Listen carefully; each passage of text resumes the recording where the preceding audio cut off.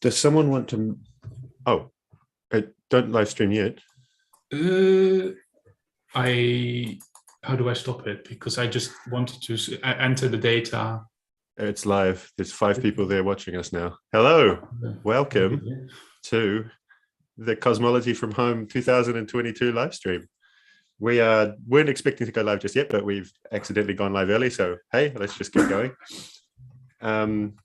We're currently in gallery view, which I think we might want to change when we actually start answering questions. Just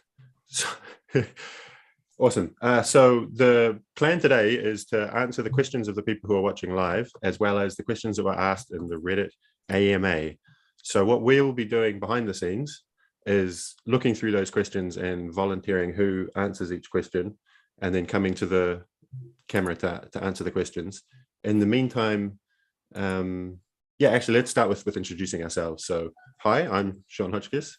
I think you can even see all of our names on the screen at the moment. And I live in Auckland. I am a research fellow at University of Auckland, have worked on all sorts of parts of cosmology. I can't seem to settle down. So I've worked from the early universe to the late universe, from voids to galaxy clusters, voids being the least dense things in the universe and galaxy clusters being the most dense thing. Matthias, do you want to introduce yourself next? Yeah, so hi, I'm Matthias van der Wild. I am currently based at Durham, where I work in radio astronomy on the data processing pipeline for LOFA. I've also switched about between fields every now and then. So I've done some work in biophysics, in supersymmetry, did my PhD in quantum gravity and quantum cosmology. So yeah, now to radio astronomy. So yeah, that's it. All right, Ali Rita, do you want to go next? Sure. Hello, everyone. I'm Ali. I'm a recent PhD graduate from the University of Barcelona, and I work in theoretical cosmology.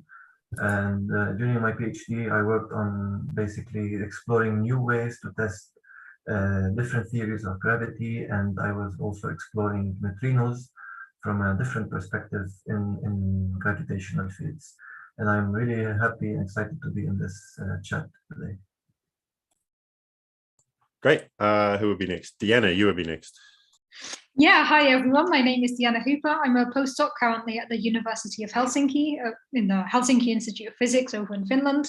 I'm currently working on gravitational waves and fun stuff happening in the early universe that might produce gravitational waves. But my first love is always and always will be the cosmic microwave background radiation. And I have also worked extensively on dark matter and the cosmological tensions. And I do a lot of science outreach. Some of you might know me from my own show, Cup of Cosmology. So great to be here on the Cosmology from Home live stream this year as well. Happy to be back here. Cool. Yeah, last year we went overboard and did like 6 live streams and completely exhausted ourselves. This year we're doing 1 and we're all quite fresh. So Neil, you're next. Hi everyone, my name is Neil. I'm a 5th year PhD student at Tufts University. I've been kind of doing work in stochastic inflation and novel theories of dark matter, and also kind of been trying to get into applications of things like machine learning to cosmology and large astronomical data sets. I think there's a lot of exciting work there, and I'm very excited to answer some questions today. Thank you. Awesome. Nico. Yeah, hello, everyone. My name is Nico, and I'm a researcher at Newcastle University in the UK. I'm a cosmologist / astrophysicist, and my field of expertise is late-time cosmology, so large-scale structure, in particular weak lensing, and I also have experience in astroparticle detectors because I worked in the xenon experiment. And I'm very happy to be here. Awesome. And last but not least, Sanket. Sanket, your microphone is very quiet. And now is it a bit better? Now it's only a little quiet. So we can just hear you, but do you want to maybe try and sort that out when we'll just carry on with some other stuff? So, okay, that's all the intros apart from Sanket, who will be introducing himself shortly. Does anyone want to jump in first of all with a question that they're already ready to answer? If you do, again, apologies to the people who have arrived not right at the beginning. We went live by accident, so we weren't 100% prepared. I mean, it's still actually 2 minutes before we were meant to go live. So just bear with us a second while we get ready to start answering questions. I mean, there was one question about the CMB that I'm always prepared to answer, so I'd be willing to jump on that one if you want. Great. So let me just find the exact phrasing of the question. But the question was along the lines of, they're looking at the CMB, the cosmic microwave background radiation map, this pretty map that is so pretty I put it on a mug. You can see hot spots and cold spots. So you can see some blue regions and some orange regions. Someone asked what causes the blue regions and the orange regions, or the different colored regions in the CMB. So what we're looking at here is really the afterglow of the Big Bang itself. This is the background radiation that's everywhere we look in the night sky. This was produced 380,000 years after the Big Bang. So in the early universe, we had three main components. We had photons, which are particles of light, we had protons, and we had electrons. As the universe cooled down, the protons and electrons could combine together to form neutral hydrogen. And the photons at this point, the particles of light, could no longer interact, and they broke away and started traveling freely throughout the universe. Now, when this happens, it means these photons carried all of the information from that moment until today. So when we look at these photons, this background light, what we're actually looking at is really this snapshot of the baby universe. Now, at this time in the early universe, there was also dark matter. And dark matter is something that interacts gravitationally, but not with anything else. So dark matter was forming clumps, and everything else was falling on top of these clumps, kind of like setting the scaffolding of the universe. So when the photons broke away, they had to break away from regions where there was more dark matter and regions where there was less dark matter. And where there's more dark matter, there were also more protons and more electrons. So of course, the photons had to break away from here first. So the photons that came from the places where there was a lot of matter first lost energy when they escaped this initial well. So then by the time they reach us today, they have less energy than the photons that were in an underdense region.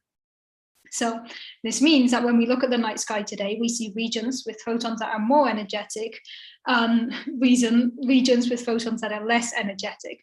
And this is because in the early universe, there were these overdense and underdense regions. So when we look at the cosmic microwave background radiation, also known as the CMB, we're looking at this background afterglow of the early universe. And this has been traveling towards us for 13.8 billion years. And today we see everywhere in the night sky with these beautiful patches. And by measuring these different hot spots and cold spots, we can learn a lot about what the universe looked like 13.5 billion years ago, when the dark matter was clustered, when the photons broke away. We can learn about all of this from looking at the CMB.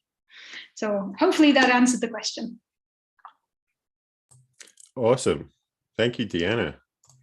Does anyone of the experts have a follow-up they want to say related to that? If not, then we can get to the next question. I haven't actually seen any of my experts volunteer for that yet, but may I go? Nico? Because cool, yeah, awesome. at the beginning, we can do something more general, because there was one question, and let me just find it. So the question was, what's the difference between a cosmologist, an astronomer, and an astrophysicist? So it's very good to also start with that. So in general terms, astronomy and astrophysics is more or less the same. Back in the day, astronomy was more like a positional observation of oppositions or the stellar or whatever celestial objects. However, now it's more blended. So basically, what you're studying now, you're doing the physics of that is related to whatever celestial objects you have, right? So in that sense, everyone does astrophysics who does astronomy. I mean, you can say that somebody's an astronomer who works in an observatory and does more observational stuff. But if you're doing any physics related to that, then you're doing astrophysics. And if you're doing astrophysics, so you would be more concerned with like physics of the stars, physics of galaxies, physics of galaxy groups, so physics of particular types of galaxies like active ones, and so on. So basically, you're focusing more on one particular type of the object or a certain part of that object. For example, you don't have to study stars. You can study stellar atmospheres, for example, or the interiors of the stars. Whereas when you're doing cosmology, you're basically looking at the whole universe as one thing, more or less. And then based on your particular area of interest, you can study this from an early perspective, so meaning like the universe had in the early days, like Diana is doing CMB, basically that's universe when it was really young compared to what we have now, right? So you can study the CMB, you can study the inflation, nucleosynthesis and stuff like that, or you can consider the whole universe, but if you're looking at how it is now, meaning looking at all of the galaxies that we can see, observe with our telescopes or through theory. But yeah, I think I tried to explain it in that sense. So you're not really particularly interested in like stars per se. You're just looking at it as the physics of the whole thing, what kind of information you can extract if you are looking at a lot of galaxies at once. I'm not saying that we are not concerned with a lot of astrophysics, because we have to use the information from astrophysics, definitely, in order to do cosmology, but we are doing it in a different way. So I'm sure that my colleagues have a lot to add to this, so I will give you the floor.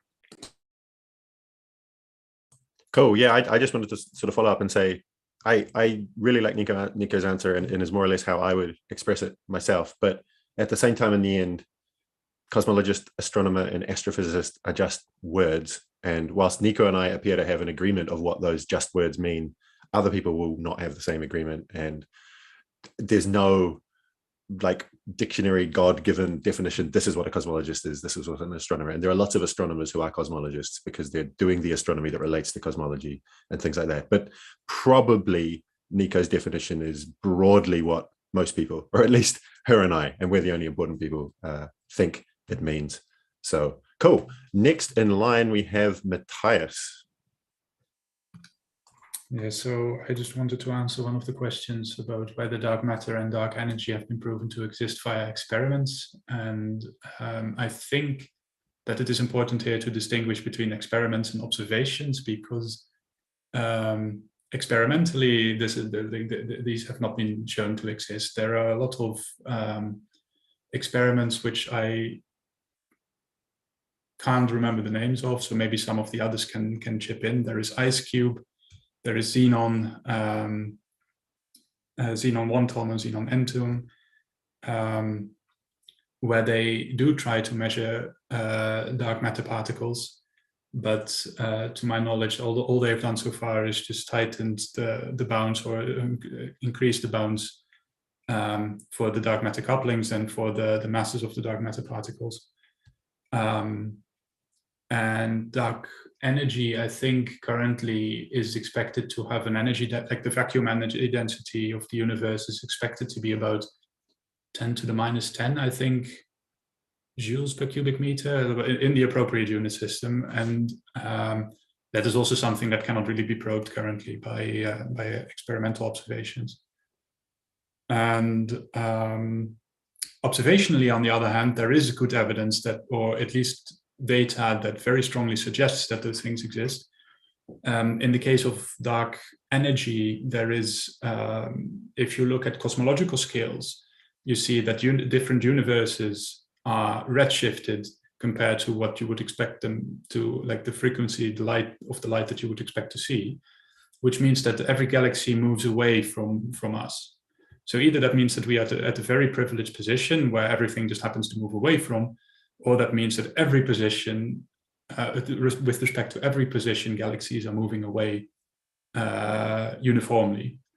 So that means that something is driving this acceleration, and that acceleration is due to dark energy. And this is probably also, if I remember correctly, where this vacuum energy density value that I mentioned came from, or how they determined that. For dark matter, it is slightly different. And there are different observations that suggest that there is such a thing, such as dark matter, like the rotational curves of galaxies. So galaxies rotate at a certain rate, And as you move further away from the center of the galaxy, you would expect this rotational velocity to decrease. This doesn't happen. Instead, it remains relatively constant. So again, there has to be an invisible amount of matter that you can't otherwise detect, that again drives this rotational velocity. And there are more observations, but at the moment I am flatlining. There is the bullet cluster where people can see that is a pair of galaxies that is interacting, it is colliding. And you can see that the baryonic matter, so the matter that is emitting light, does not coincide with the effect of strong gravitation or of gravitational lensing. So that means that there is a sizable amount of matter in those two galaxies that do not emit light. And that is something that is not easy to explain if you do not include something that is under the banner of dark matter. So there are other observations that indicate to the exist or favor the existence of dark matter and dark energy, but maybe some of the other experts can also comment on this. Cool, thanks. Yeah, Ali, I think you had the first wanting to follow up on this. Yeah, I have just a small comment about these direct detection experiments of dark matter that are happening here on Earth. There are plenty of them, and there's one of them that is called the Dama Libre. Dama Libre, I don't remember exactly how to pronounce it. It's in Italy, in Gran Sasso, and they claim that they have actually detected a signal for a direct dark matter interaction with a xenon tank. I think they have, but that happened a few years ago, and there were other experiments around the globe that were trying to reproduce the same signal, but they did not manage to do it. So I thought just to put it out there that some experiments do detect, some experiments don't, and there's some controversy. Okay, I just realized I wasn't muted, so I'm sorry for all the clicks you just heard. Nico, you have a tick that you want to follow up. Just to follow up on Matthias and Ali. Yes, Dama did report that, but we excluded that recently because it was something, well, with the signal, right? They had to understand their backgrounds. What is it? Basically, one of the questions, like how to detect it. So basically, we have an indication, a strong indication from many parts of physics that there is dark energy and dark matter. And what you want to do, then you make an experiment around that, following a model, because in order to detect if it's a particle, it has certain properties. And then keeping these properties in mind, you build an experiment that should detect these properties. And that's how we said what Matthias mentioned, experiment Xenon or LZ or Panda. Those are basically the same experiments, just with slight differences, but they are trying to directly detect dark matter. So far, there has not been any signal neither from Xenon, from LZ, nor from Panda. LZ actually last week published their first science result from the latest upgrade of the detector, and they have not detected dark matter directly. Then there are other ways that you can indirectly try to detect this signal. So again, you have a physical model that by following it, you should detect certain reactions or something, so some sort of signal. You can detect it in your detector or telescope or whatever. And this is what astrophysicists are trying to do. So indirectly detect it by looking at, for example, the center of the Milky Way or something like that. But it's always a different type of a model. And another thing, there is a difference between the dark energy and the dark matter. And I think the best way to explain it was what Ed Copeland said. They have a different equation of state.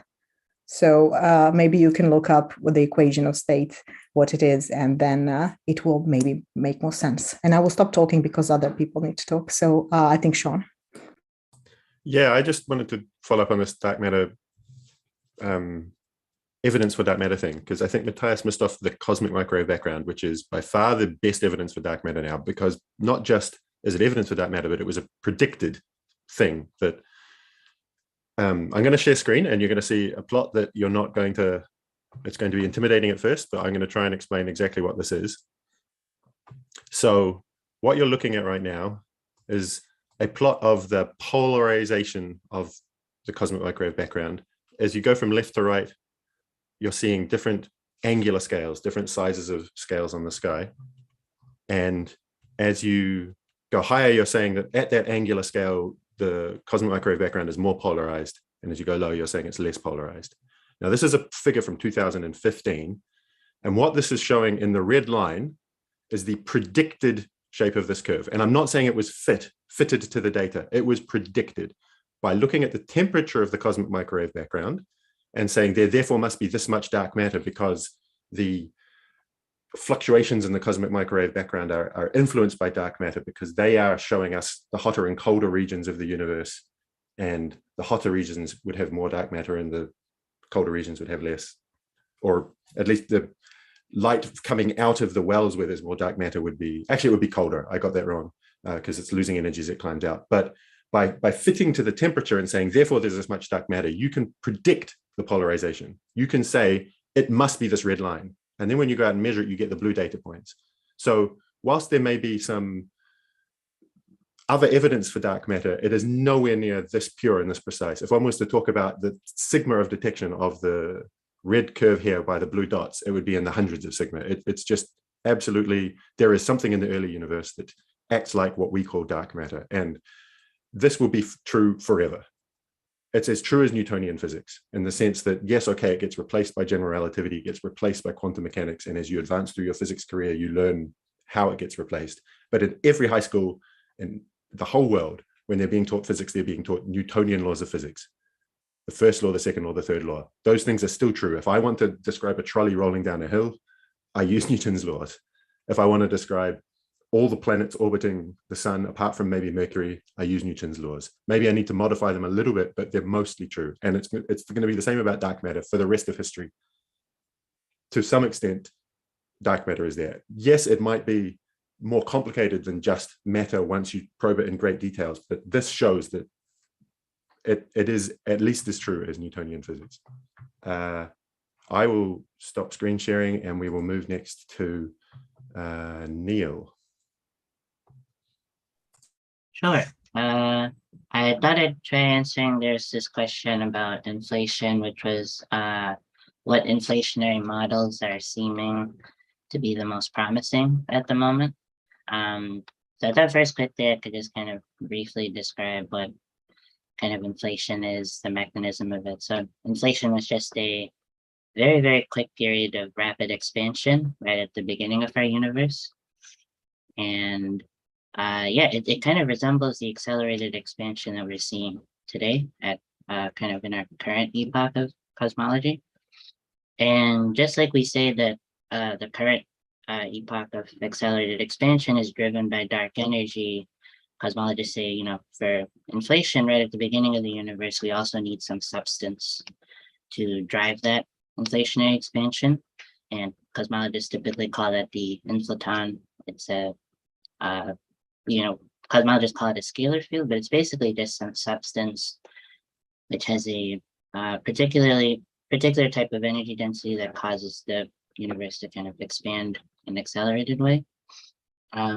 So when this question is asking about inflationary models, it's kind of talking about what the details of this of the substance's evolution are. Kind of, it's there's something called the Lagrangian which controls its dynamics, and there's a lot of flexibility in how you can define that. A lot of different ways that the inflaton can evolve, and so that's what it's talking about with different inflationary models. And so I believe, and I'm sure, you know, if anyone knows better, definitely please can clear this up. But I believe with the current Planck data, so the Planck data is the Planck is a satellite which kind of measures the CMB and took the data that kind of Sean was showing the plot of. And I believe the Planck data has restricted the space of these inflationary models a lot. It's, you know, definitely restricted quite a bit, but there's actually still a ton of flexibility in the kind of model you can have. I think I read up at some point that there is like one model that you can kind of show through like Bayesian statistical analysis is kind of like the model that best fits the data, but it's only like the slightest bit more accurate than a ton of other models. Like they kind of sit all very close to each other. So there's actually still a lot of flexibility in the exact mechanism of how inflation happened. And this is also all for, this is all only for what's called single field inflations. That's when you only have a single substance. And there's actually, you can even break away from that and have a whole different class of models. You can have multiple substances, multiple fields. You can have other kind of more exotic types of inflationary models where you modify kind of how the time evolution, the kinetic term of this inflaton substance happens is called like dBi inflation or K-essence models. And so, but the punchline is basically there's still even with the incredibly detailed CMB data we have, there's still actually a ton of flexibility in how the exact mechanism of inflation might have occurred, basically. Cool. Sanket, it looks like you have a follow-up to that. Sanket, we still can't hear you. I'm sorry. Really sorry. Now is it fine? Yeah, I mean, speak loudly and hold it right next to you. Yeah. So as Neil explained that we have a different class of models that explain the inflationary mechanism. Now if you think about the simplest case, which is the if you think about simple Harmonic oscillator m squared phi squared kind of a potential.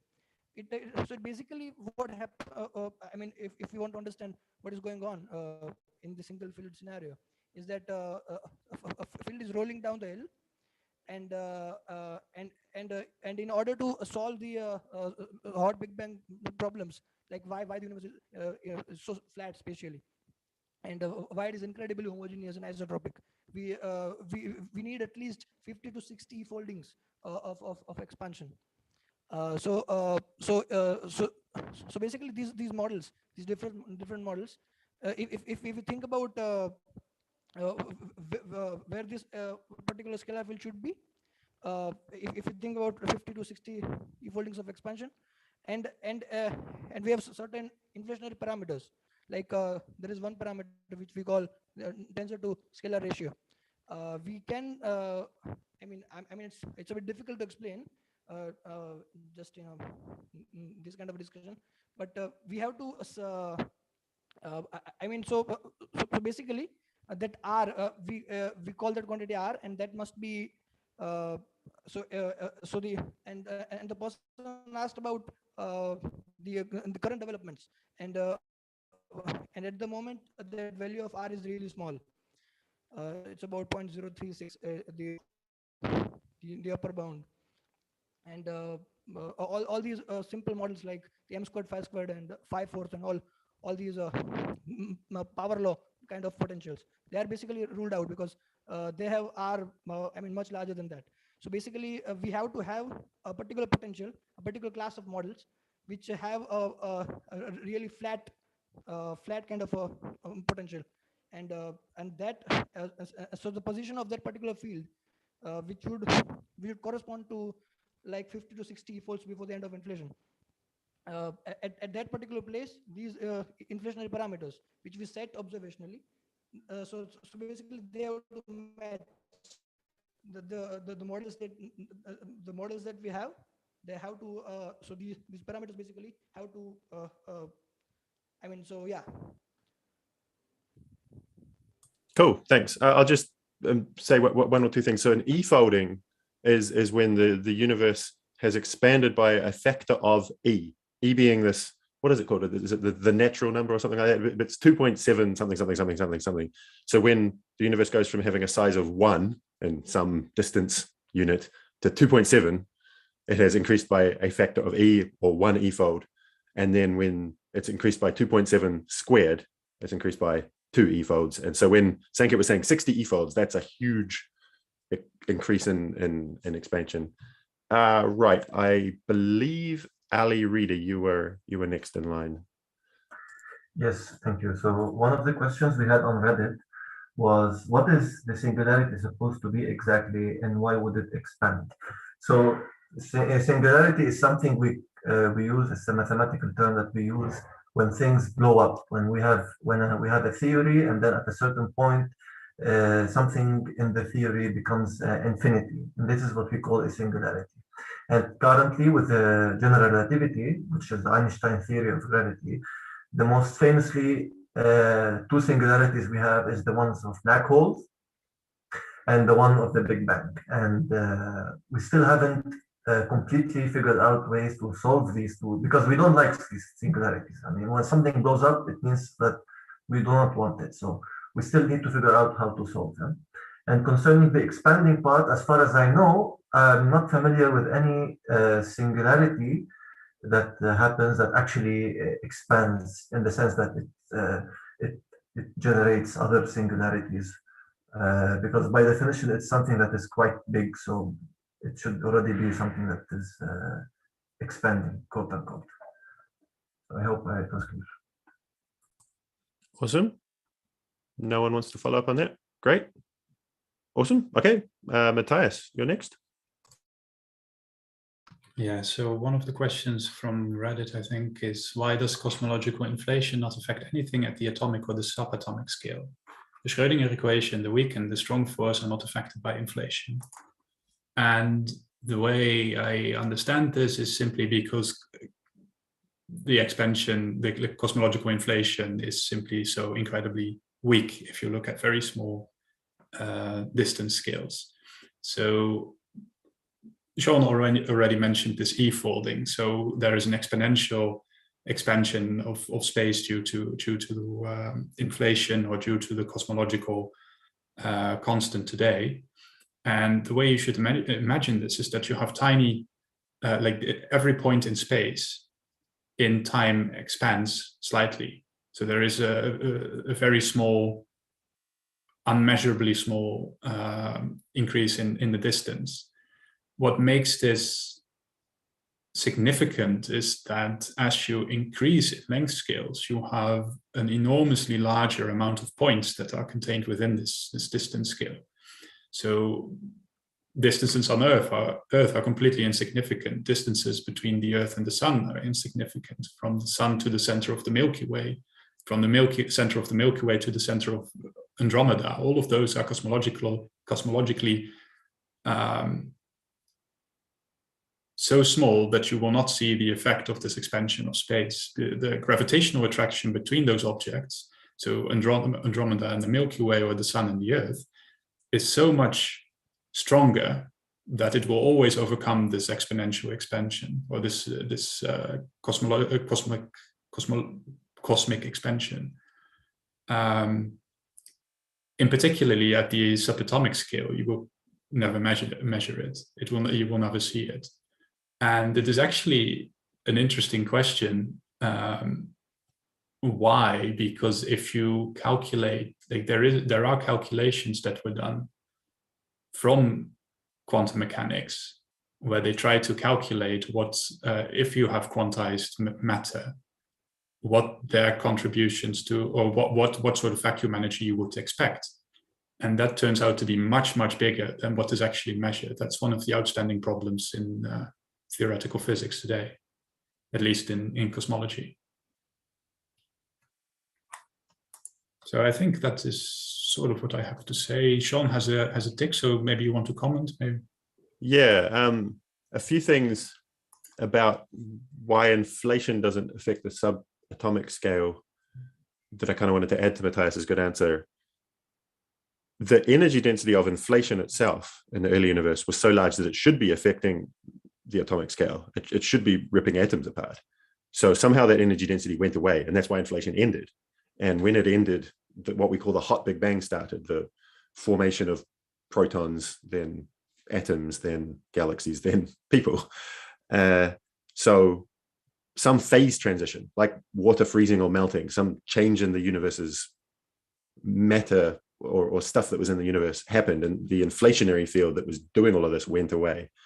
And then I guess this isn't probably what whoever asked this question meant by why isn't it affecting the subatomic scale, but in some sense it actually affects the subatomic scale, because the energy densities involved in what would be inflation are so high that you're looking at very, very small distance scales. There's this link in physics between higher energies and smaller wavelengths, which goes back to the beginning of quantum mechanics, this wave particle duality, that higher energies probe smaller scales. And so, yes, if we could build a hadron collider like the one in Geneva, CERN, that could collide protons at such a ridiculous energy that you're probing ridiculously small scales, we would then start probing inflation. But that's not possible. We don't have the technology to create those energy densities. It would require accelerations for a longer time than, you know, traveling the whole solar system. So I mean, I kind of made that up, but that's the sort of impossibility that you're thinking of. You couldn't do it on Earth, but it is actually probably affecting the subatomic scales. Yes, right. I believe next in line is Deanna. Yep, I think I'm next. And of course, I'm going to answer another CMB question because people are asking CMB questions, and how can I refuse? And I know some of the other people here on the stream also want to hear the answer to this question. So one of the questions we got over on Reddit, and again, reminder to everybody watching live that you can also ask us live questions as well. So we did have the question on Reddit of why hasn't the cosmic microwave background faded away? And are there other examples of cosmological or quantum events that leave a permanent fingerprint like the CMB? And I absolutely love this question. So the cosmic microwave background has, as I mentioned before, it has been traveling for the last 13.5 billion years towards us. And it is actually gradually fading. When it was released at very, very high energies. Whereas today we call it the cosmic microwave background radiation because it's in the microwave range of the electromagnetic spectrum. So everything that we know about light is that it can go from very high energies to very low energies. At the one end you have like gamma rays, and at the other end you have microwaves, which are real and a lot smaller as well, radio waves as well. You have things of different energy scales. So when these photons, these particles of light were released, they had a higher energy. But as it's traveling throughout the universe, the wavelength of these particles of light is getting stretched because we know that light behaves as both a particle and a wave, which means it has a wavelength. So it has a wave around it. As it's traveling throughout the universe, this wave is stretched. This leads to what we call redshifting. So things move towards the red end of the electromagnetic spectrum, or in this case, towards the microwave range. So technically the CMB is sort of fading. Its energy is being pushed down to the lower range as it's kind of being Doppler shifted throughout the universe. And this is something, to give an example that we're more used to. If you ever hear an ambulance, you can tell if it's coming towards you or moving away from you based on how it sounds. And this is because when it's moving towards you, it's pushing the sound waves ahead. While when it's moving away from you, the sound waves are getting dragged behind and getting stretched. So with light, it's the same thing. As it's traveling through the universe, its wavelength gets stretched. So the CMB is the cosmic microwave background radiation was produced at higher energy, and now it's being stretched to lower energy. And the second half of this question is one that I like a lot. But before I go to the second half of this question, Ali, I think you wanted to follow up on what I've already just said there. Yes, thank you. Maybe because it seems I understood the question in a different way. What I had in mind is whether we will someday stop seeing the CMB. This is what I thought with the fading part. And that's what I wanted to know, whether there will be a one day, maybe 30 billion years in the future, where we cannot see the CMB anymore. Yeah, I mean, if the CMB carries on, so this is a great question. Thank you for that. If the CMB carries on stretching, which we expect it to do, at some point it's going to stretch so much that it's basically going to be a flat wavelength. And at that point, it would be very, very hard to actually measure anything. So a couple of billion, I'm not sure how long you would have to wait. I think it's quite a long time, but at some point there will be no CMB to look at because it will have been stretched so much that it won't be a detectable wave, even with radio frequency. So at that point, there will be no cosmic microwave background radiation to observe. So it is true that in the future, we may never see that, which I'm glad we live at a time when we can see it. Then the second part of this question, I think, is also really, really nice. Are there other examples of cosmological or quantum events that leave a permanent fingerprint like the CMB? And there absolutely are. So there's another particle in the universe that also experienced this decoupling where it broke away from other particles. And these are the neutrinos. So neutrinos are one of the lightest particles we know of. They travel almost at the speed of light, but not quite, because they have very, very small masses. And they can change flavor. So it's like if you buy a strawberry ice cream in the shop and when you get home, it's turned into a chocolate ice cream. This is what neutrinos can do. They can change flavor. And we know that there are billions and billions of neutrinos everywhere in the universe. If you hold up your thumb, every second, 60 billion neutrinos travel through your thumb. And these are the neutrinos that are left over from when they broke away from all other particles in the early universe. So similar to how we have the cosmic microwave background radiation, we can also have the cosmic neutrino background. And this was produced even earlier in the first few minutes after the CMB, after the cosmic microwave background radiation. Sorry, a few minutes after the Big Bang, much before the cosmic microwave background radiation was produced. So if we could ever measure this cosmic neutrino background, we could understand the first few minutes of the early universe. So that would be an amazing probe. And if that's not awesome enough, there is an even more cool thing that also would leave a background everywhere in the universe. And these are early universe gravitational waves. So we've already had some discussion today about inflation. Inflation is one very, very high energy thing that happened in the early universe. But you can also have other high energy things or very eventful things in the early universe. Like, for an example, you can have the universe changing phase, kind of like how we change between solid and gas. The universe could have done something similar, could have had a phase transition. Phase transitions, inflation, all of these things in the early universe could produce gravitational waves. And these gravitational waves might make up what we call a gravitational wave background everywhere in the universe. And if we could ever measure the gravitational wave background in the universe, we could help understand inflation and the very first fraction of a second of the universe. I actually get to work on this, which is pretty cool. I move from one background to another background, which is from CMB to gravitational wave. So this is why I wanted to answer this question, because I get to talk about three of my favorite things: CMB, cosmic neutrino background, and gravitational waves. So I hope that answers the question. Sean, I think you wanted to follow up on what I was saying. Yeah. I had two things. So one, your points about neutrinos was awesome. I think I'm correct to say the following thing, that the masses of neutrinos are the only remaining guaranteed new fundamental physics thing left in physics, cosmology, because we know they must have mass, but we don't know their mass yet. It's a bit similar to prior to 2012, the Higgs boson mass. We knew it must be there, or there must be something like it, but we hadn't measured its mass yet. Everything else, like dark matter, dark energy, inflation, could just be observationally and experimentally out of our realm of technology, at least within the lifetime of everyone present here and everyone watching. It might be that we detect dark matter tomorrow, but it could be beyond our reach, whereas neutrino masses will be measured. I also wanted to kind of link together Deanna's points just now and something Sanket was saying earlier. He was talking about the tensor to scalar ratio, and then Deanna was talking about gravitational waves from inflation. It turns out they were talking about exactly the same thing. So if you remember Sanket's points about the measurements or lack of measurement was his point of the tensor to scalar ratio, that we have an upper bound, that it must be below a certain value.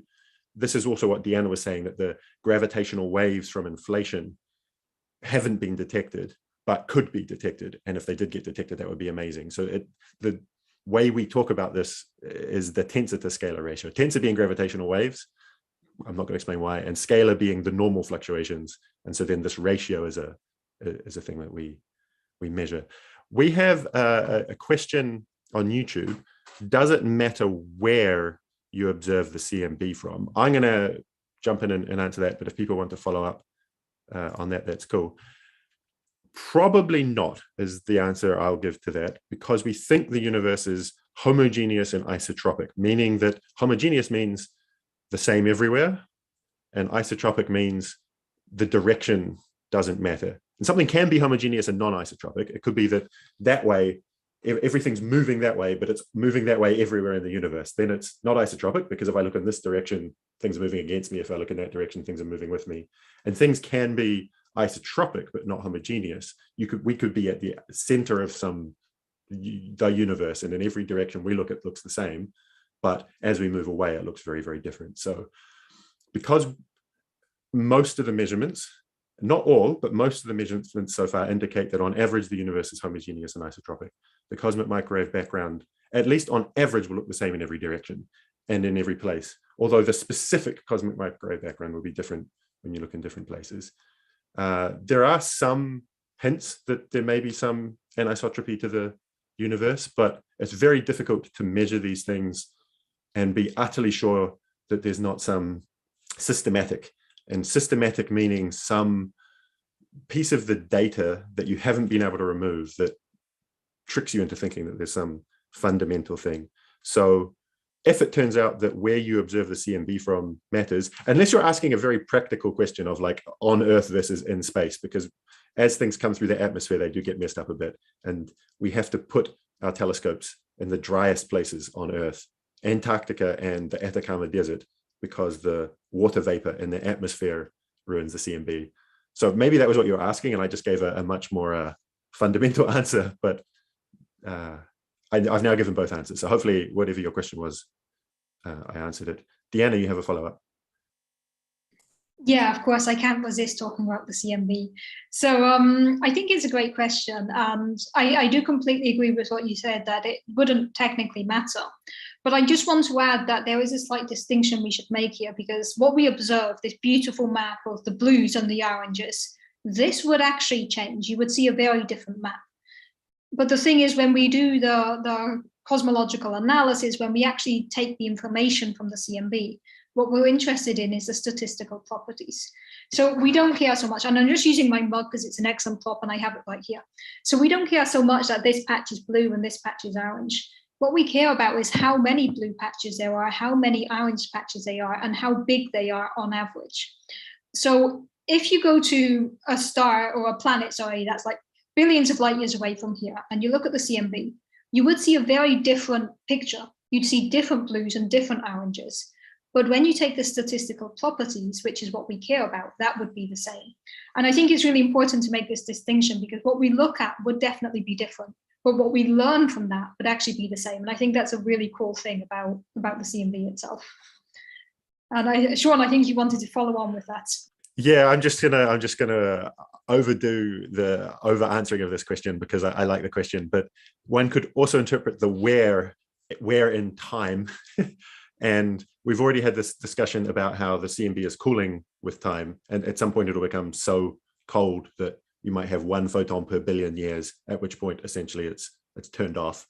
But it's also true that these anisotropies, these different temperatures in different directions, these that on average are, there's no preference for a direction, but specific directions do have slightly different temperatures. That they will change. And it's an interesting question to ask how long it will take before you actually noticeably see a change. And that is of the order of about 1,000 years. With our current technology, we would be able to see a difference that would be interesting. And would actually give us a lot of information, knowing how it would change. So 1,000 years from now, people will be looking at our Planck satellite measurements, which is the best measurement to date, and doing checks. Unfortunately, 1,000 years ago, the medieval civilizations didn't have satellites measuring the cosmic microwave background, but if they had, we would have amazing information by correlating their measurements with ours. I believe next in line, because no one else has a tick, would be Nico. Okay, thank you. There is a wonderful question that actually related to the JWST, I can't spell, so James Webb Telescope. And the question is, current JWST images look towards the beginning of the universe. What would it see if it looked away from the beginning of the universe? So what I understand is the question, like, what would it see if it's at the beginning? Well, it would not see anything. So first of all, we all need to distinguish between different types of detectors. So telescope is just a detector that detects light. So and also different type of telescopes detect different part of the electromagnetic spectrum. So if you remember, you have the light, so the visible part, but you also can detect radio waves, which we use the radio telescopes, like Matthias is working on that, to detect only in radio. You can have the gamma rays, you can have the X-rays, you can have the infrared, and so on. So what James Webb is doing is basically in the infrared, as I understand. So it's not even the optical. Optical was Hubble or the telescope that we have on Earth, right? Did you look that you have the mirror or the lens? So, and because at one point in the universe, and this is where Diana is the expert on, at one point of the universe, like really early, we did not have light at all. I mean, we had it, but not as it did not travel freely. The first time the light traveled freely was this what we call the CMB, or the cosmic microwave background, which is imprinted what we have on the map. So maybe I can share the screen quickly just to show. Well, I don't know how to share without. Well, that's not cool.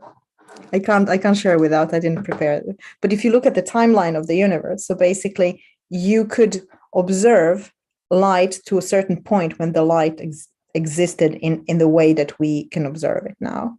But if you would point your telescope at whichever way, you can't see the beginning of the universe, because if you're talking about light, you can probe using different type of particles or imprints or some sort of signals, which Diana mentioned as gravitational waves. So you can extract some physics from that, or you can try to, investigate neutrinos, and then they will tell you more about this earlier universe, but not the light itself. Light, you can learn about galaxies and stars, something that is newer in the universe. I hope that answers the question, if I understood it correctly, but I'm free or open to being corrected.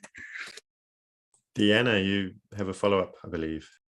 Yeah, I'm sorry, I'm going to take us away from physics a minute here. Nico, I do really, really like the answer you gave there, and I don't have anything to add to your specific answer. I do just want to take this moment to acknowledge that the spacecraft, the James Webb Space Telescope, is named after someone who is a known homophobe and who did actively contribute to persecuting queer people during the Lavender Scale in the NASA days. There has been a lot of noise and a lot of petitions to rename this telescope. Unfortunately, NASA basically decided to completely ignore the community. And I think we do need to acknowledge the fact that one of the most amazing and impressive telescopes of our generation is named after a homophobe. And for me, as somebody from the queer community, it is a constant reminder of who NASA thinks belongs in science and who doesn't. So there is a proposal that everyone refer to the telescope only by the initials of JWST, because then we can pretend it's a just wonderful space telescope and not actually acknowledge the fact that, it is named after somebody it should not be named after. I just wanted to make that comment because it's something that I care a lot about, and I'm sorry for derailing the conversation there, but just felt like I had to make that comment there.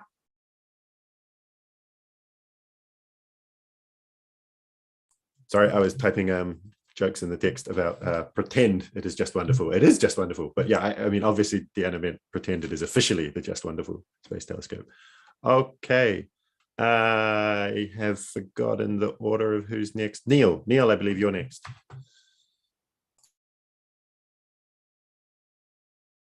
And you need to unmute yourself. Oh, sorry about that. Yeah, I thought there's a cool question asked on Reddit about saying, do you think the cosmic web only exists as filaments of dark matter and gas, or could there be star formation kind of occurring as well? I'm kind of assuming they mean kind of in this cosmic web.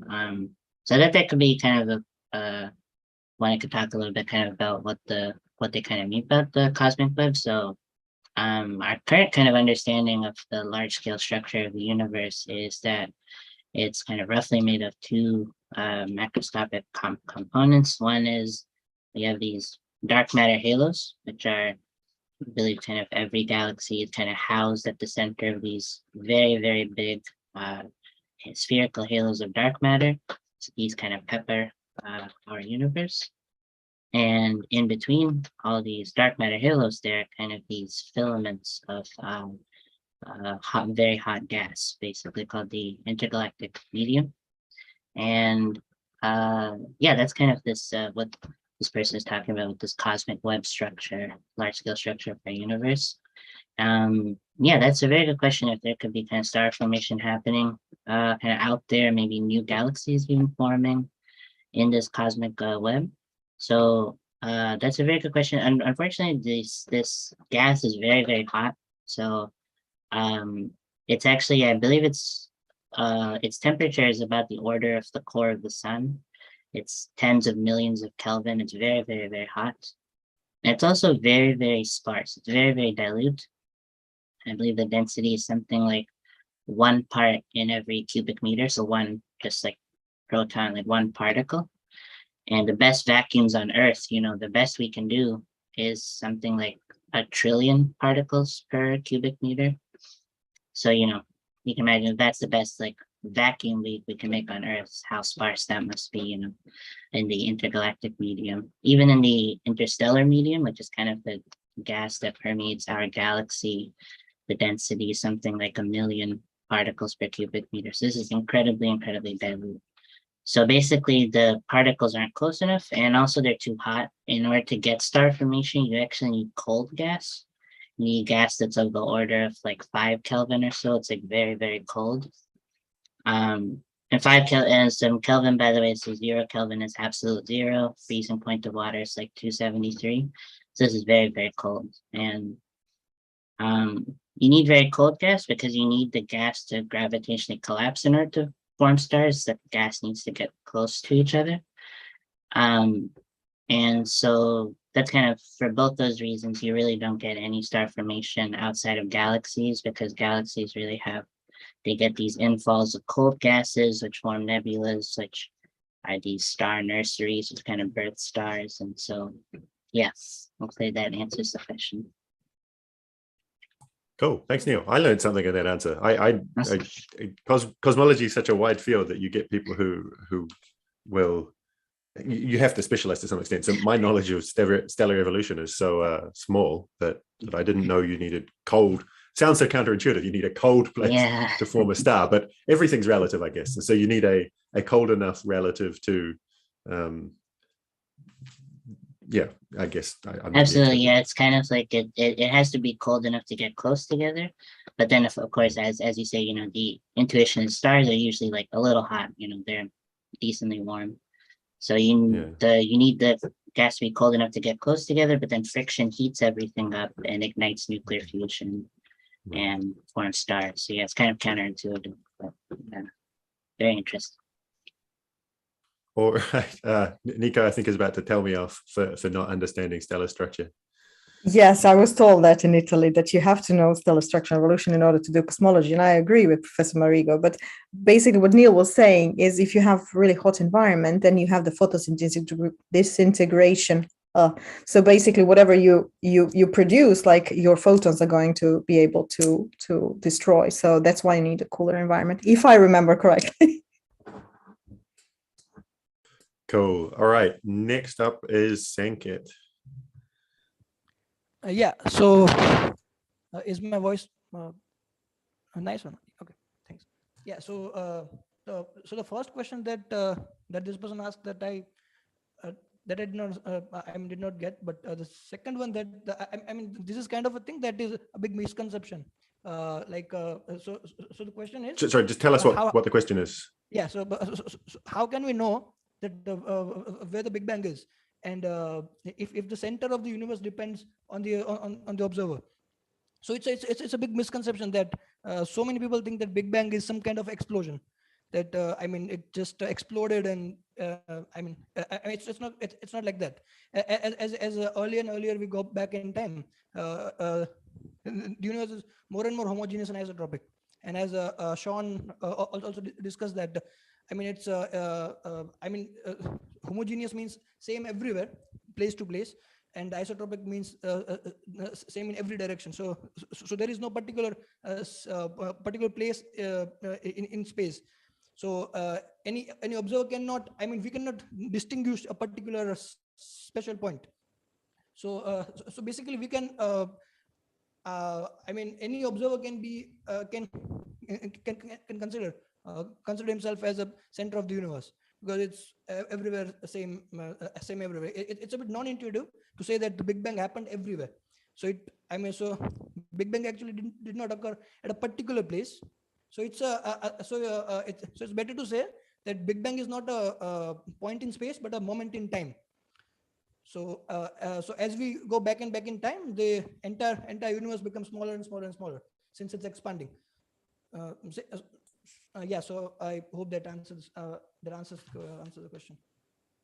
Cool, thanks. Yeah, I might use this moment to reveal that I have the seeds of funds to start producing an expanding universe 2-dimensional simulation app thing for a web app. This won't be finished probably for at least a year, so I watch this space, but hopefully that'll help intuitively give this idea of how something can be happening everywhere, because you'll just be able to move around and you'll see that everywhere you move, the universe is expanding and things like that. So what Sanket said is true, and especially what he said about this is counterintuitive and hard to explain and hard to get one's head around is also true. So don't feel bad if you're not getting it. I remember when I was a cosmology PhD student, this idea of expanding everywhere and blah, blah, blah was very difficult to slowly build intuition on. Nico, you have a follow-up, but yeah, just a follow-up. Before you say your follow-up, I just want to let Asaye from YouTube comments know that after we finish this topic, I will give Neil a chance to answer your question. But yeah, Nico, you go first. Yeah, just a follow-up on all of these current, like, usual misconceptions. Also, a lot of people do not understand what universe is flat means. Flat refers to the fact how the light travels. So if you would shoot two lights, whatever lights, how you call the lights, flashlights, right? Rays. And then rays. if the universe is flat, that means that the rays of light, if you can imagine them like that, will never cross. They will always stay parallel. So that means the universe is flat. If it's closed, then they will cross at one point. And if it's open, or is it the other way around? Matthias, you need to correct me, then they will diverge. So that refers to that. So that's all I wanted to add. Yeah, I actually, jumping on top of that, I want to make a point. So to anyone watching this now or in the future, you are going to hear cosmologists say the following thing and not even realize they're doing it. And it is so utterly confusing, but they will say super assertively, space is flat. And what they mean is exactly what Nico just said. But then also when they're talking about the expanding universe, go, yes, but in fact, space-time is curved. You have to remember that space. And as someone who doesn't know the distinction between space and space-time here, you would be, what are you trying to tell me? Space is flat, but space-time is curved? Like, are you just making this up as you go along? And the point is that space-time being curved is how space and time relate to each other. And in the expanding universe, this is intricately linked to the fact that it's expanding. And in a black hole, space itself is being curved and space-time is being curved. But yeah, the spatial flatness is exactly what Nico said, how light rays are traveling, and they get a little bit lensed by overdensities, but mostly it's flat. And then space-time is how space is curved, but also how space and time are linked together. And in the expanding universe, it happens to be that it's the space and time part that is curved, not the space. Yeah, Sankit, you have a follow-up, but then no follow-ups after Sankit, because I want to give Neil a chance to answer Asaye. Yeah, so basically, space-time curvature is that is related to what kind of matter energy content we have in the universe, and that will determine what space-time curvature is. Space curvature is basically if I draw a triangle, and if the sum of all the sides is all the angles is exactly 180, then it's exactly flat. If it's less than 180, it's it is positively curved, and if it's less than that 180, then it's negatively curved, basically. So yeah, so the spatial curvature, that corresponds to the geometry of the universe. Space-time curvature means that whatever kind of matter energy content we have, that would determine the dynamics of the universe. Cool, thanks. Yes, Neil, do you want me to read out actually Asaye has a couple of questions now. Thank you for interacting with us in the comments there, Asaye. So the first one was, how does the transition from cold gas stars to burning hot stars happen? And I'm keen to hear the answer because I'm as much of a novice on this as Asaye probably. Oh, sure, yeah, and I'll just preface, I'm a cosmologist, so I also, I hope I don't give a very incorrect, I hope I don't cause any astronomers to roll over in their grave here, but I'll try to answer this specific. And I think from what I understand is it's really it's not so much that you have cold gas stars, it's more you have these huge cold gas nebulas. And incidentally, the Carina Nebula was just one of the objects that JWST took a beautiful picture of recently. And these nebulas are very, very big, and they're filled with very cold gas. And eventually, gravity starts pulling all this cold gas together and trying to kind of make it infall. And as all this cold gas is kind of rushing in, it starts to heat up because, all this cold gas, it's, all rubbing up against each other, wind, like a gas, even though it can feel like it's very intransigent, it doesn't have any matter, any inertia, like inertial properties. You can feel the wind on your skin, and it can actually have energy and force, so it can rub up against each other and start heating up. And as that cold gas starts to really clump up together and gets hotter and hotter and hotter, and gravity just wants to keep attracting it all the way in until it becomes a black hole, right? It becomes a singularity. Gravity just wants to crunch everything. And the reason that everything doesn't crunch is because nuclear fusion eventually ignites when it gets hot enough. And this happens at like, I believe it's at like millions of Kelvin. And so it's heated up a ton. The nuclear fusion, it ignites a nuclear fusion. So this is all hydrogen gas, by the way, in these nebulas. And nuclear fusion basically combines two hydrogen ions, which are just protons, into a helium ion, which is just two protons fused together. And it turns out that the two protons bound together have slightly less energy. It's infinitesimal. They have slightly less energy than the two protons apart. And this releases some energy in the form of light and neutrinos. And this release of energy basically starts fighting gravity. And it fights gravity more and more as gravity crunches everything. There's more and more fusion. And until you get a balance, what's called hydrodynamic equilibrium. And then the pressure from all this fusion happening everywhere is able to fight gravity, and you have a star, basically. And that's what our sun is currently doing. It's very, very busy, shooting neutrinos and light everywhere and fighting gravity. And yeah, hopefully that answers the question. Cool, thanks. So Asaya has another question that I'll just quickly tackle before we move to Ali. Does expansion cause curvature of space-time?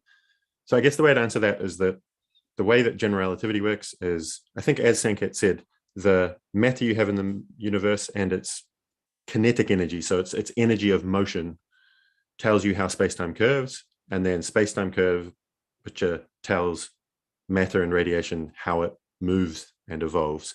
So does expansion cause curvature of space-time is a kind of semantic kind of question of where's the cause and where's the effect. So yeah, the expansion is caused by the curvature, and then the precise nature of the expansion also causes the curvature. It's an equation with a left-hand side and a right-hand side, and then another equation with a left-hand side and a right-hand side, and these equations are intricately related, right? It's what we would call a differential equation. It tells you how things change with time, and then you evolve things forwards in time. So if the expansion rate of the universe was slightly larger or slightly smaller, but it had the exact same energy density, then yes, the universe would be slightly curved in an open way or a closed way. And open being, Sanket gave a good example of sums of angles inside a triangle. If it was slightly open, I think it sums to greater than 180 degrees. And if it's slightly closed, it sums to slightly less than 180 degrees inside a triangle.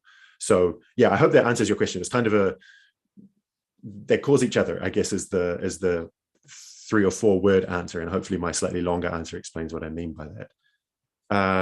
Yes, next I believe was Ali Rida. Yes, thanks, John. I'm going to combine 2 questions by answering here. So the first one says, does the lack of direct detection of dark matter so far make alternate theories of gravity like Mond more plausible? And what are the problems with Mond theories and all that? So I don't think the lack of a direct detection excludes the possibility of having a particle dark matter. I mean, we have to keep on trying and pushing the boundaries as much as possible, putting more constraints on whatever mass this particle can be. So the absence of a direct detection is more of an indication of our, let's say, lack of technological capabilities rather than the potential of dark matter being a particle. The alternative theories such as Mond and others like this, they manage to explain dark matter in certain situations after, let's say, tweaking some of its parameters in such a way to match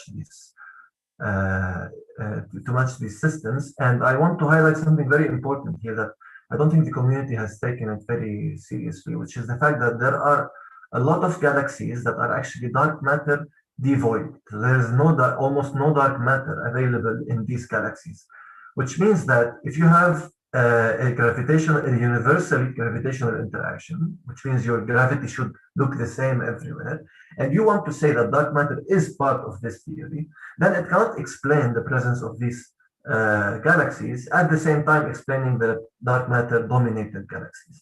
And this is a big important point for these theories that try to explain dark matter. And the second question is actually a poll, like a voting. The person is asking us to vote whether we are with the particle camp of dark matter, or we are with the modified gravity camp. So I think we can just do a tick or an X, and a tick for a particle and an X for modified gravity. No one will. The viewers won't see that. Okay. So I think the majority is a particle, unless someone else wants to comment on that. I mean, other than to say, I'm not sure it's. There are YouTubers and scientists who want to turn this into a battle, and I don't think that's sensible. That plot I showed earlier of the polarization shows that something that most people would call dark matter utterly categorically does exist. And people who work on modified gravity in the late universe, most of them agree and have to construct models that in the early universe has something that looks like dark matter that goes away in the late universe to be modified gravity. Whether you call it modified gravity or a particle, Deanna just said I might be mixing up MOND and modified gravity. Sorry, I was a little bit distracted. So is the idea to discuss whether dark matter is modified gravity. I mean, I think that's also, quantum mechanics says that everything is a particle, right? So it has to be a particle. If you excite the modified gravity field, it will be a particle. I guess I'm getting a bit technical here, but you would have to deviate from quantum field theory to have modified gravity be a particle, which would be you'd be breaking a lot more than just galaxies. There's lots of ticks jumping in the background, so I think that my colleagues here are either stimulated by what I'm saying or disagreeing with what I'm saying. I think Deanna got her tick in just before Ali Rita. Yeah, so I am obviously very much not a modified gravity or MOND person, but I do want to say that I think they cover different things here, because MOND is very much trying to explain dark matter, things that we normally explain via dark matter, like the rotation curves of galaxies. Whereas modified gravity is more focused on larger scales, trying to explain things like the expansion of the universe and trying to get away with dark energy. So I think MOND is a type of modified gravity, but usually they're using different contexts. Like MOND is more specifically trying to alleviate or get rid of the need of dark matter, while modified gravity is more general of like, is there something we can tweak with Einstein's GR that could actually help us with explaining things?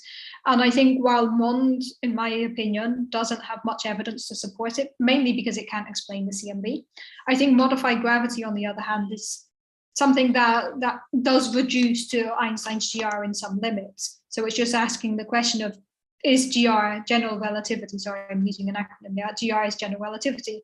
It's asking the question of, is general relativity really valid everywhere in the universe, and can we perhaps tweak this? So I just wanted to make the distinction there, because I think modified gravity sometimes gets a bad rep because it's thrown in together with MOND. And I just wanted to clarify, like, by no means have I worked on either of these two things. I just wanted to say they are different things here. I guess to be supportive of people who work on MOND, modification of Newtonian dynamics, meaning that general relativity modifies in the kind of Newtonian limit of general relativity rather than the kind of high energy, maybe quantum limit.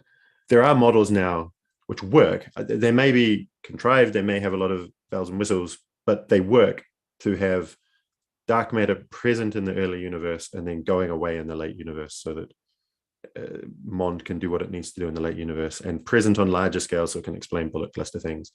Whether the problems with dark matter, which maybe we can get into on small scales, warrant such a model is an entirely separate question. There are also models where you have hot dark matter that can explain bullet clusters and CMB. I mean, it can't be too hot or it won't explain the CMB, but hot enough that explain that it doesn't cluster in galaxies, but does explain the CMB. They also exist. So it might turn out, I would bet against it, but it might turn out that 20 years from now, we realize that MOND, this modification of gravity on galactic scales, is what's explaining galaxies, and dark matter is what's explaining the larger scales. I guess an Occam's razor kind of, the simplest model perspective would say, okay, it's probably dark matter everywhere. But it's not ruled out by data that you could have such a model where different things are affecting different scales. We have so many ticks now. Okay, Neil, I think you got a tick in first. Yeah, I just had a super small point, which was just so the nice thing about dark matter is that so you know for us on Earth, the solar system is the closest thing we can observe, and we can take a lot of observations of it, and everything else is very far away. You know, we kind of infer from the light coming in. So for dark matter, there's kind of a real flexibility, because dark matter actually doesn't affect too much of our solar system's dynamics. It's very dilute on solar system scales. So you can have dark matter masses which go, you know, they can span like 30 orders of magnitude, and you can still have all of these models not be ruled out by solar system dynamics. But for modified gravity, that's kind of a bit of an issue, because general relativity has a lot of really nice constraints from solar system dynamics. So if you try to modify gravity, you can run into trouble there. Often you have these things called screening mechanisms, which means that modified gravity, you have it only turn on larger scales. It's kind of somehow turned off on the solar system. You just have regular general relativity. So that's just a small kind of difficulty modified gravity theories run into versus dark matter, but there are ways to get around. Cool. Ali Reader, you had a tick, but has Neil covered what you wanted to say? Yeah, I think just Neil said what I wanted to say, so I think we can. Awesome. Okay. Yeah, that was a topic we all had a lot to say about. So Matthias, you are next, and on a new question. Yeah, I just wanted to pick up one of the questions from Reddit, and I mean, on the one hand, it's about black holes, and on the one hand, I'm not an expert on black holes, but on the other hand, I do think I have a sufficiently strong opinion and know sufficiently much that I can justify a response to that, which is what makes a black hole so special, that it has a singularity. And there are a few different things in there that I think have to be unpacked, because like Ali already covered what is meant by a singularity. And in the case of a black hole, it means that at the center of at the center of a black hole, the density of whatever object is there becomes arbitrarily large. So like plainly put, the density tends to infinity, and that is typically like that is one of the singularities. So another singularity is often what is considered to be the event horizon. So the crossing point of a black hole, that once you pass it, you will never be able to escape anymore. Not even light can escape from it. So there are two, like both of these have something to do with the shortcoming of whatever formalism you are using. And in the case of the event horizon singularity, there is a notion of a metric or some description of the gravitational field of the black hole. And you can consider that analogous to a map of the US, for example. So you can mathematically describe what happens to particles in some region around the event horizon. And the special thing about the map used for black holes is that it is a map of the entire universe, in which you have nothing except a black hole. So you can consider it similar to a map of the entire Earth. And what you notice is, if you look at the map of the Earth, is that as you move towards the poles from the equator, you see a larger and larger distortion. So eventually, if you look at Greenland or you look at Antarctica, you will see that those are enormously large. Those distortions are because of a shortcoming of the map projection that you are using. So you can consider the distortion at the poles to be infinitely large. The crossing of the event horizon basically means that you are at the edge of the range of validity of your map. So there is nothing actually happening once you cross the event horizon, at least to yourself. The other event horizon, or the other singularity, is the singularity at the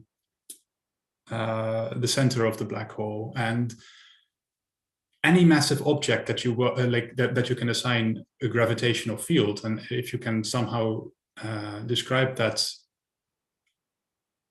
in isolation, so separate from everything else in the universe, every object would have a similar singularity like that mathematically. The star can be described with the same mathematical map in this case as a black hole, as you can with a black hole. A star obviously doesn't have a singularity at the center of the black hole, so it is reasonable to expect that whatever happens at the center of the black hole is not described by general relativity anymore. So you have reached another edge of validity of your formalism in this case. There is actually more in this question, but I think I've already talked for quite a lot, so I think maybe we can wrap this up. Yeah, maybe you can like re-raise your hand and get back in the queue and Yeah, answer sure. some more later on. So I've forgotten who was next. I believe it's Nico. I think it's Nico. You can go next, Nico. Yes, thank you very much. So this question comes from Sam, who's watching very close to me here in Newcastle.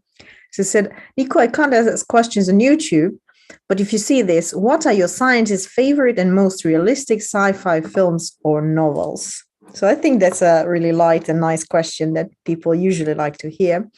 So Sam, as you know, unfortunately, I do not watch sci-fi or read any sci-fi, but I can basically tell you the whole wire from the season 1 to season 5 from my head. So I will let my colleagues answer this question. What are your favorite sci-fi novels that are also accurate, and also movies?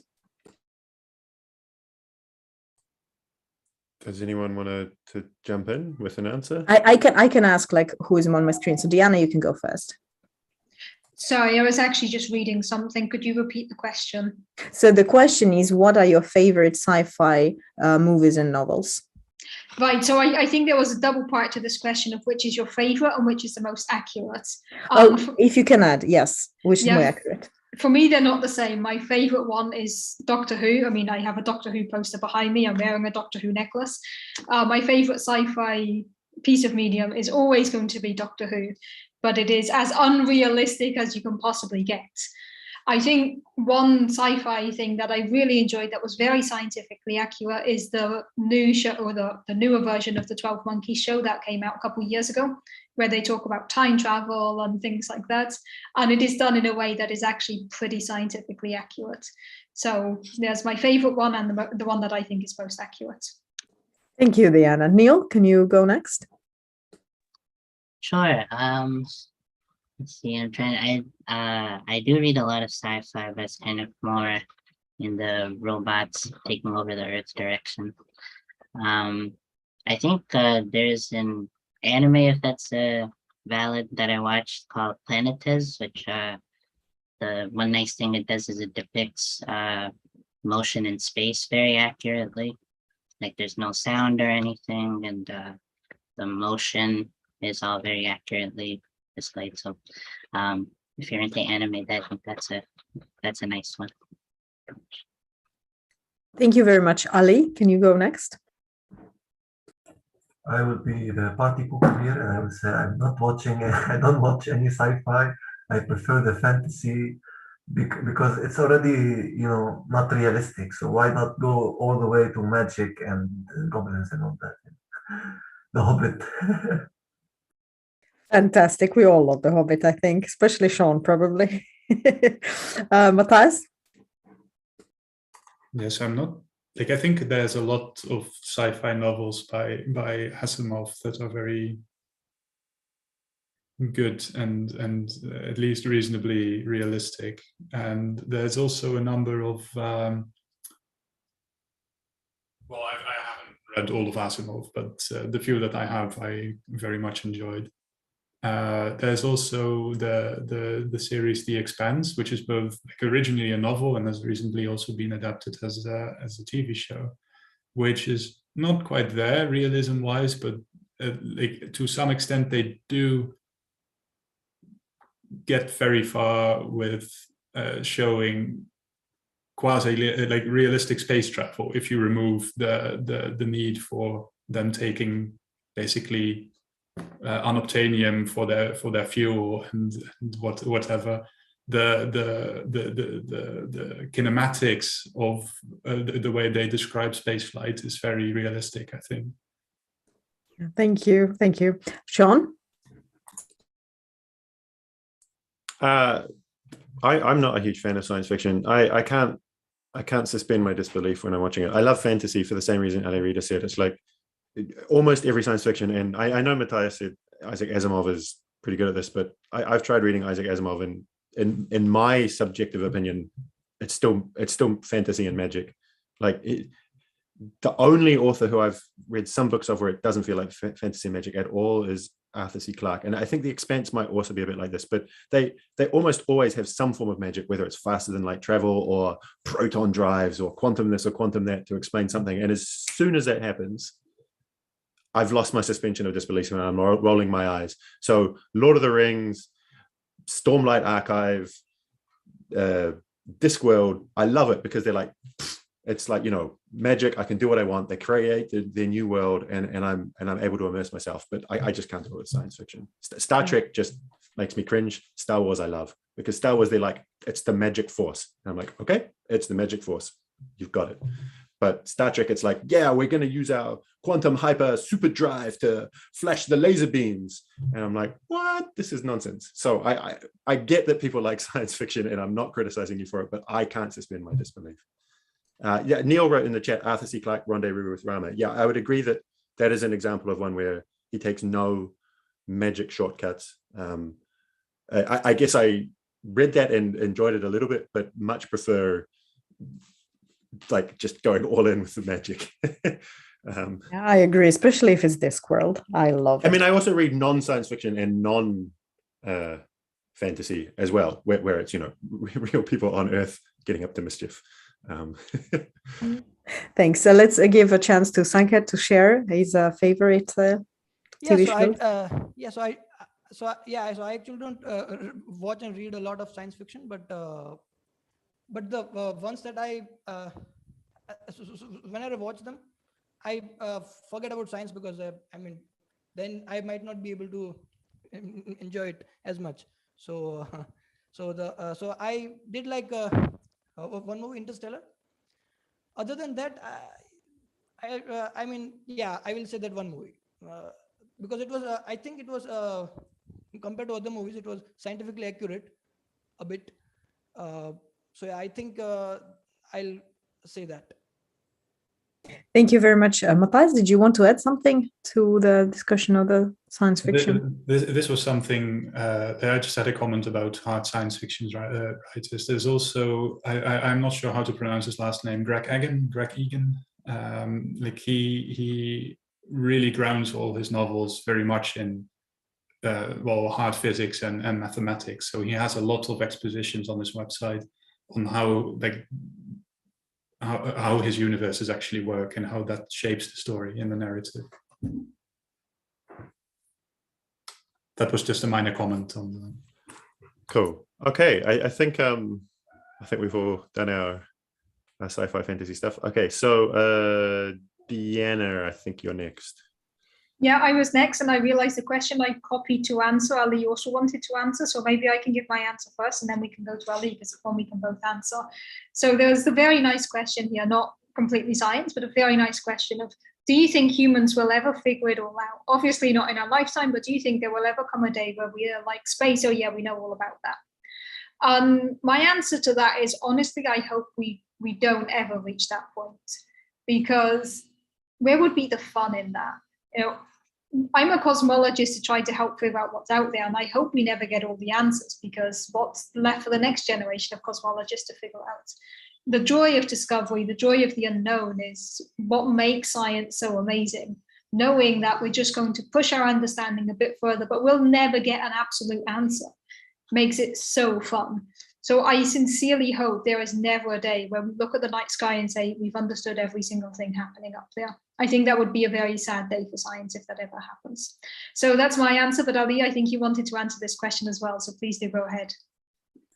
I completely agree with you, and I think I can just add one thing, that in 1905, Lord Kelvin came very proudly and confidently said, we have discovered everything about physics, and all we have to do now is just tweak and measure the constants of nature as good as possible. And then 2 years later, quantum mechanics, general relativity, everything blew up in his face. So I think this experience should teach us already that we should never be as certain that we have uncovered everything about nature, as long as we keep on working in understanding it.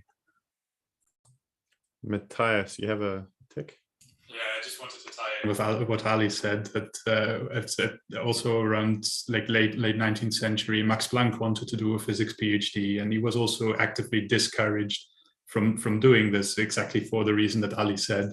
And, you know, well, Max Planck ushered in a new era of quantum mechanics that had never been envisaged before. Okay, I was a little uncertain about who was next out of Neil and Ali Rita, but I'll go to Neil. Okay. Sorry, Sanket, you have a sorry, sorry. Neil, before you go. Sanket had a tick to just stay on topic, and then we'll go to Neil. Yeah, just any young BSc guy, any 18, 19 year old guy. So to that particular person, I mean, it often happens that they are too naive to think that we want to explore everything and ultimate mystery of the universe and so on and so forth. But that's not our goal, right? I mean, we do things because we just like it, we just enjoy it. And even if there is some end, or if we if we manage, if there is a way to find an ultimate answer, and where is the fun? So it's something that we are not supposed to do, or it's something that is not supposed to be the goal of any scientist. We just do it because we like it. As simple as that. Yeah, cool. Now, Neil, you can have your turn. Sure. This is kind of more of a kind of niche, quick question, but I thought this would be a little fun to talk about. So it's this is a question I read it basically saying, so I have this slight obsession with fractals. Some examples are how I see galaxies and whirlpools formed in water are similar. Do you know any other examples relating to cosmology? And I saw kind of a cool example. I thought of this was this is related to something I find very interesting called eternal inflation. So eternal inflation is basically the idea that so we had a period of inflation very early in our universe, and during inflation, our space-time is what's called a de Sitter space-time, and in de Sitter space-time, you end up what ends up happening is because the universe is expanding so fast, certain parts of the universe are unable to talk to other parts because of the speed limit that is the speed of light. You know, they're unable to talk to each other. So you can split up this inflationary universe into what are called Hubble patches, into lots of different Hubble patches. And the idea is that with if eternal inflation is the case, then some of these patches exit inflation. So the current patch that we're in, our patch would be kind of the observable universe, basically, exited inflation, as Sanket mentioned, after 60 e-foldings or so. But some of these other patches might have actually kept inflating. And the idea is a lot of these other patches might still be inflating even today. So they might be ridiculously massive compared to us. And I had a colleague who actually published a paper a while back, and this has been done by other people as well, showing that if the universe is eternally inflating and you have these patches of inflating and not inflating patches, these actually form a fractal. they form like a crystalline fractal structure. Some people call this like the multiverse model. It's a one universe, but with different patches. And yeah, these have a fractal shape, which you can measure the fractal dimension of, and you can show roughly kind of what the shape should be. So I thought, it was nice excuse to talk about eternal inflation and how fractals show up there. Yeah. Cool. We set a nominal time before we started that we were going to stop at hour, but we're actually, at least some of us, discussing in the text chat amongst ourselves, have the enthusiasm to carry on. But because we've only got a couple of minutes before maybe our scheduled finish, I know Ali Rida is next to 9 and also said he had a non kind of scientific one, which might be a nice kind of official end, and then we might just carry on after the official end. So yeah, Ali Rida, do you want to go next? And then... Sure. So the question is like a personal question, but I'm gonna answer it from what I've been going through. What are some of the challenges impeding your research, and what would you need to change or to improve the quality or control of your research? In my case, it was mostly bureaucracy. It has nothing to do with science. So I had to go through many troubles with the visa applications, with the residency and all that, and that used to take a lot of time and stress and all that. So all of it together, actually, it was the main challenge that I was facing. I think the problem, the most obvious solution would be is to try to deal with the scientists a bit more differently or a bit more easily than other cases. I know it's a bit discriminatory, but I mean, it's a really tough situation that how some of us can go through these bureaucratic processes. So at least, if not, just make it easy for the students and for the postdocs to be able to continue with their careers. I think that would be the only solution. And somehow, if we manage one day to form a community, international community, in which we can actually send these suggestions to people with authority, to people who make decisions at this level, then we can actually start making changes. Cool. I don't see any ticks to follow up on that, in which case we move to Nico. Yes. Oh, wait, no, there was a tick just for... Sorry, Diana, you can go. You want to go? Yeah, sorry, I jumped in with my tick very, very last minute there. I just wanted to say to Ali, thank you for sharing that, because it is important that we acknowledge the difficulties we face that are not just scientific. When I read that question, I actually wondered if I was going to go on a rant about mental health in academia, all of the problems we face. So I'm very glad that you gave an answer like that, because it is very important for people to know about these issues, these non-scientific issues that impede people from doing research. So just wanted to say thank you really for sharing that. Okay, thank you, Diana. And thank you, Ali, very much. Okay, the next question, I believe, is from Reddit. So the question is, has there been any progress in reconciling the recent conflicting experimental evidence regarding the universe's expansion rate? How do you think the different calculations of the current expansion rate of the universe will be resolved? Miscalculation, wrong assumption, new physics, some other possibility? So before explaining or trying to give an answer to this question, I need to first define what is meant by this question. So basically, what we do in cosmology, we are trying to measure different things. But all in all, you can basically condense it to several values, or the values of several parameters. So that is basically the how much of dark matter, how much dark energy, ordinary matter we have in the universe. Is it curved or not? And then also we want to know exact value of the expansion rate of the universe. And we call that expansion rate the Hubble parameter or the Hubble constant. That is usually given in the scientific results in the papers. So exactly how much of these ingredients you have, and this is where you are translated later in the newspapers. We say whether it's 5% or less of ordinary matter, 25% dark matter, and everything else dark energy, more or less, something like that. But the expansion rate, this Hubble parameter, gives you the expansion rate of the universe, and it has really weird units. So it's given in kilometers per second per megaparsec, but it gives you the rate, right? It gives you the speed per length. And what is meant in this question is hinting at this current problem that we have in cosmology, is that if you remember from the beginning of this stream that I mentioned that we can do cosmology by looking at the early universe, like Diana is doing at CMB, or you can do cosmology by looking at galaxies or extracting information from galaxies, meaning the late universe, or the universe that it is now. And then if you take several methods, you can have several methods to obtain these cosmological parameters and this Hubble parameter, right? You can calculate it using something from the CMB, or you can calculate it from different methods that are related to the late cosmology. And these later methods are, for example, something from supernovae, something from stars, and so on. And the problem is that the value of the Hubble constant, when you get it from the CMB and when you get it from the later late universe, they don't match. And that is a problem. So I think that Planck is a satellite, or the data that we use from Planck gives us the value of the Hubble parameter, something about 69, 67. Diana, you have to correct me. I can't get it off my head. I think 67.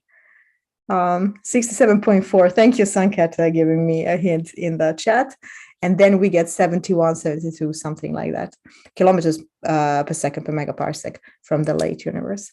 And this is currently known in the field as the Hubble tension problem. And we are there's a lot of people working really hard every day and trying to solve that. Has there been any developments? No, we are just trying to calculate it better and better and better. But this tension is still there.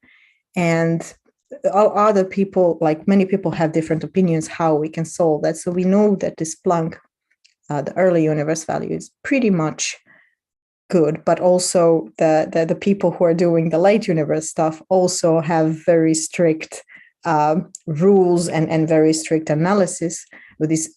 I mean, both sides doing very rigorous work. So there is still no some major breakthrough, but I'm sure that given enough time, we will be able to understand what was causing this tension. And I'm sure that my colleagues here, like Neil, has something to add. So Neil, please go ahead. All right, I just had a super small, just kind of a results thing. I recently read, I think, the Shoes collaboration, which is a collaboration that measures kind of the local, what Nico was saying, kind of the local measurement of the Hubble constant. Recently released a paper that showed that they're now what we kind of say is 5 sigma tension with the CMB. So 5 sigma kind of refers to how kind of likely it is that these values could be consistent with each other, and the value and the probability represented by that they aren't consistent by kind of random error is I think it's 99.99995 or something. It's very, very now it's becoming worse and worse with time, basically. It's a big field of research right now. Yes, I'm sure that is going to be all over the news, not just the papers, like scientific papers, but because it's a fundamental property that needs to be measured and understood, not just measured, but understood in the right way. So I think the next question, we are going to jump on to the next question. Diana, please. Yeah, thank you for that. So I want to answer some questions that are coming up in the live chat on YouTube, because I tried answering them in writing and just confused people a bit more. So we had the first question of cosmic variance. What is cosmic variance? What does it imply? Why is this a problem for cosmologists? So when I talked about the CMB before, and I brought up again this amazing map that I'm going to keep showing people because I love this map. This is the background light that we have in the universe in any direction we look. Now, when we analyze this map, what we're interested in is the statistical properties. So we care about how many hot and cold spots there are in different patches of the sky. This is something that technically we call multipoles, but it's basically what size of the sky are you taking when you're asking this question. If you want to take 5 degrees in the night sky, there's a lot of different ways looking at the night sky where you can take 5 degrees. So we know that the whole night sky is 360 degrees because we're considering a sphere around us, right? So there's a lot of ways you can get 5 degrees out of 360. So then you have a lot of samples to choose from. You can compare this spot and this spot and this spot and this spot. Now, if you want to do a 30-degree patch of the night sky, there's only really, a limited amount of ways you can do this. So you only have 12 ways you can get 30-degree chunks of the sky. So then you have this chunk and this chunk and this chunk. So you basically only have 12 data points that you can do your analysis with.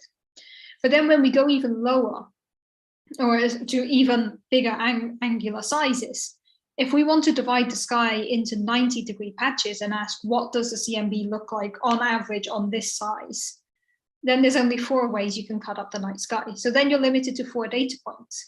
So the bigger the patch of the sky you're taking to ask the question of what are the statistical properties of the CMB across this area, the less data you're going to have.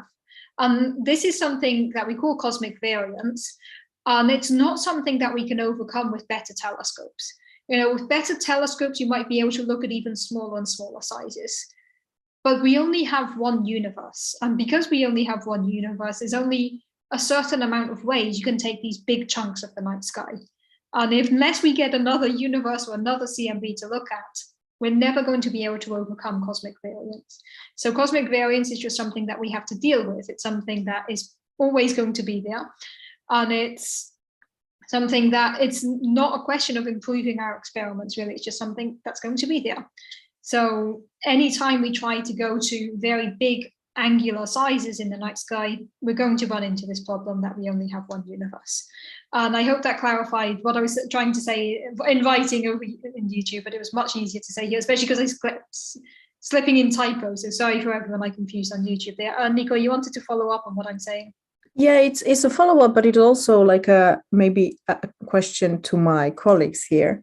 I also understand that cosmic variance is more like the problem that we only have one universe. So in the sense of the in general of physical experiments, the point of the physical experiment is reproducible. So you can reproduce it, right?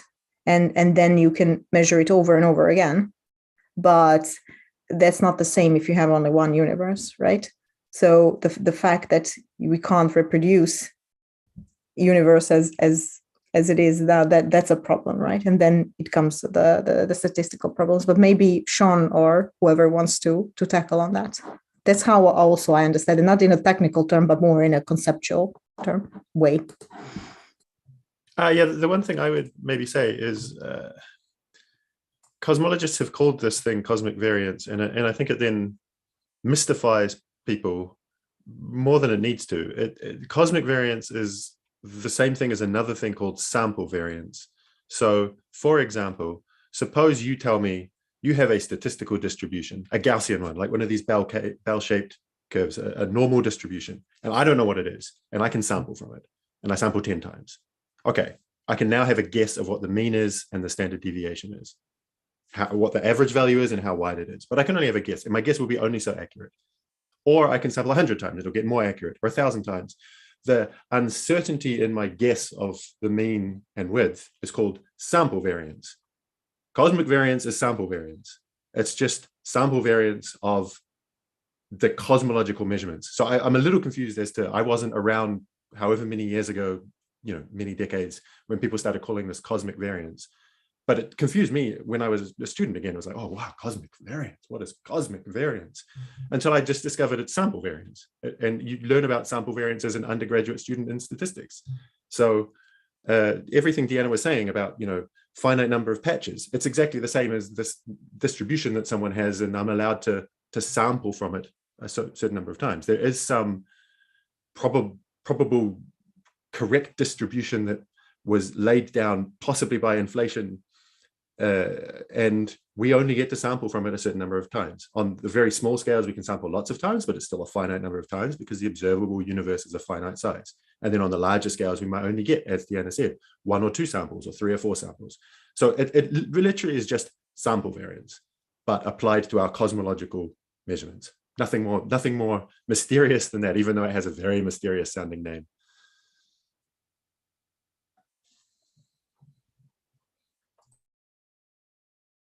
Matthijs, I think you can go next. Oh, sorry, am I back in charge as moderator? No, I can take over. It's fine. So Deanna has a tick.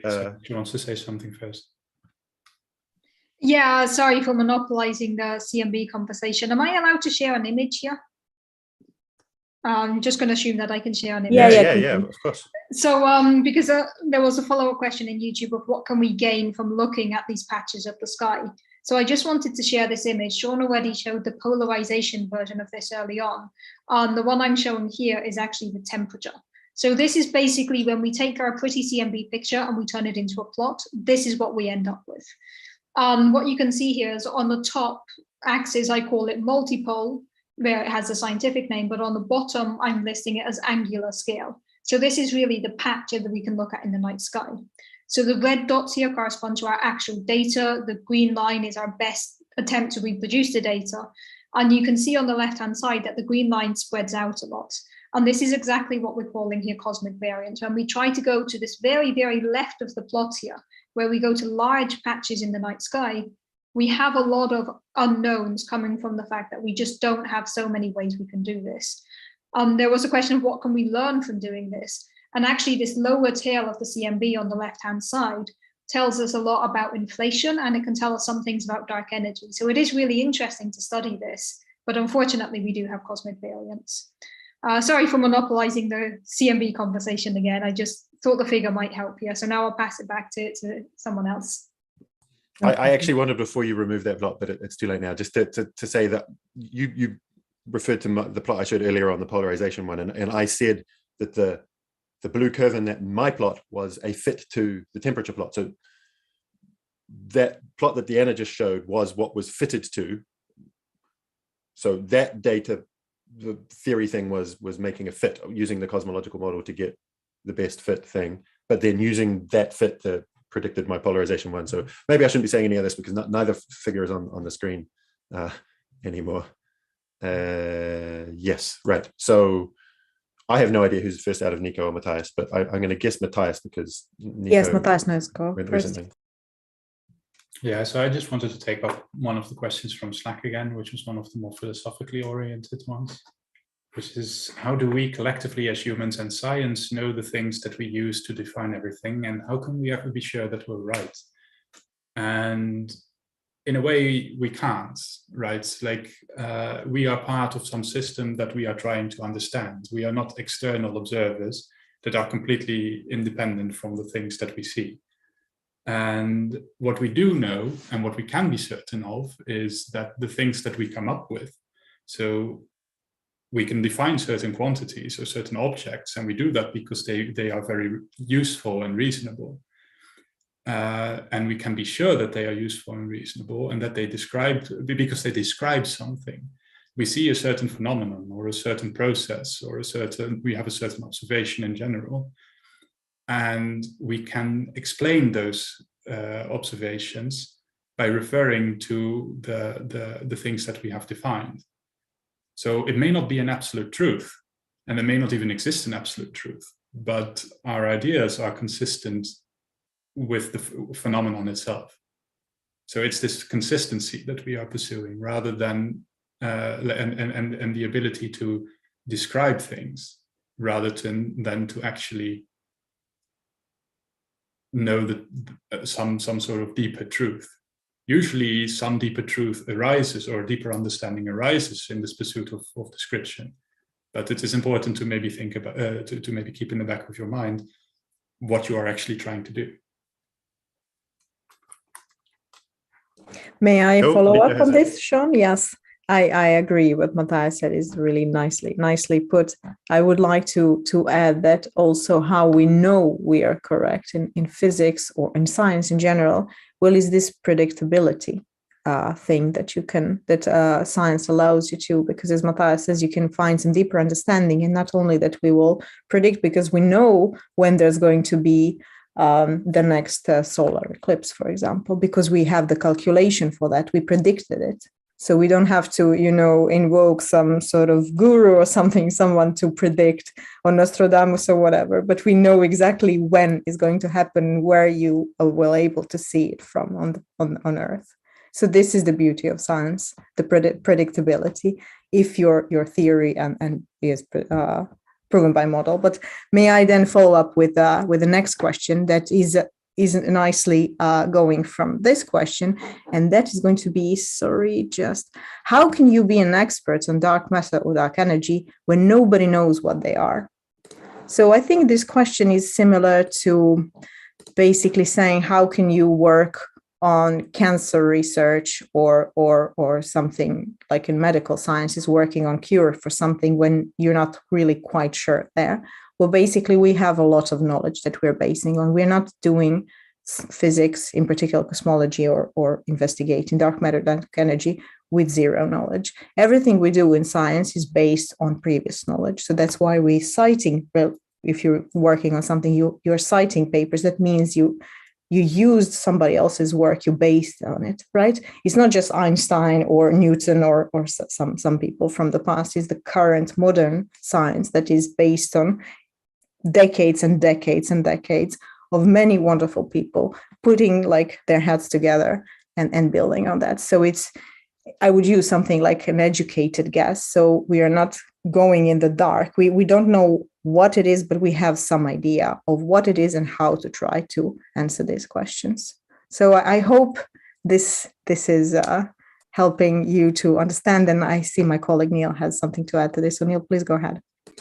Right, yeah, thanks so much for the great answer, Nico. Yeah, I think the one thing I was going to add was something interesting about physics is we also have theory, which can kind of also, interestingly enough, motivate what we see in reality, which is kind of, I think, something unique about physics. Like, for example, the Higgs boson was actually a particle that was predicted long before it was actually observed. And just like Sean was also saying before, we actually predicted this curve that we see in the CMB before we even actually, observed all these fluctuations in greater detail. So there's actually also even theoretical reasons for us to kind of expect to see dark matter and dark energy and these sorts of things in our universe, and something kind of cool and unique about physics.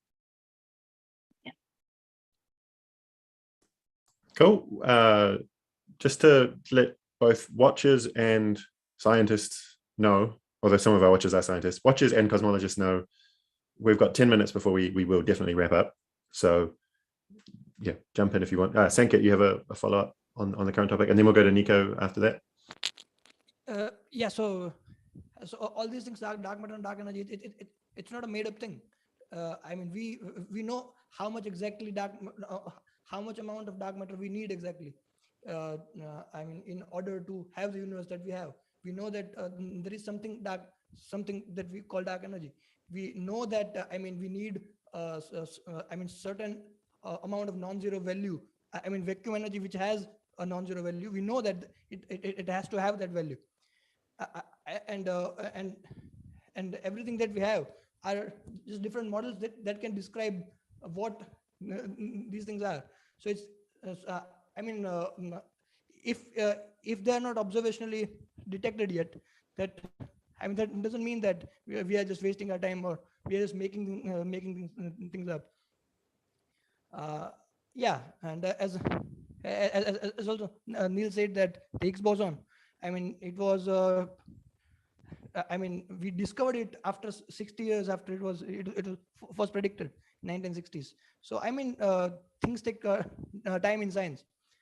So in our lifetime, hopefully we will be able to, yeah. Cool, thanks, Sanket. So we only have 10 minutes left, and Deanna made a great suggestion in our hidden chat that we could finish on the question, what are we most excited by and looking forward to, and then just answer one by one, which will probably take the next 10 minutes. Does anyone have that answer already in their head? Because I don't. Nico and Deanna, you guys can go first. Yeah, I also wanted to finish with another question that I think it's good to be at the end. A lot of people actually asked us to give recommendations for some books in cosmology. And that depends if you're a physicist already, like doing some undergrad, or just general public. But I think it's always good to recommend Weinberg's First 3 Minutes. Also, Peebles has a book that was published 2 years ago I forgot the name, but maybe we can post it in the YouTube chat or on Reddit, like some sort of list of literature. That's very good to start with. And then for cosmology, the books maybe Doddelson, Modern Cosmology, Peacock's Cosmology. I can't from the top of my head, but these are the usual things. And Bauman, of course, all this for inflation, Tazi lectures on inflation. If you are Daniel Bauman has literally just he just published it, but I can't speak. I didn't read it. I mean, I'm sure it's fantastic, but I mean, I don't have it, so I used the Doddelson all my life in Weinberg. Yes, Barbara Ryden, maybe did she someone like that has some sort of like easier. But in any case, I'm going to answer this the other question. But Diana, what are you excited about? Well, I'm excited about results of my own research. It's not like something groundbreaking, but for me, it's going to be. I think it's going to be cool. That it's just a new model of doing something. I am very interested in getting some sort of more precise measurements of certain things from the James Webb Telescope that are going to be imprinted in astrophysics, right? They're going to be astrophysical ones, but we can use them in cosmology. I'm not going to go into detail and just use fancy words, but I think this is going to be very, very interesting to get in that sort of sense. That is for me currently that I'm like today excited about. I get excited about different things every day. So that's for me.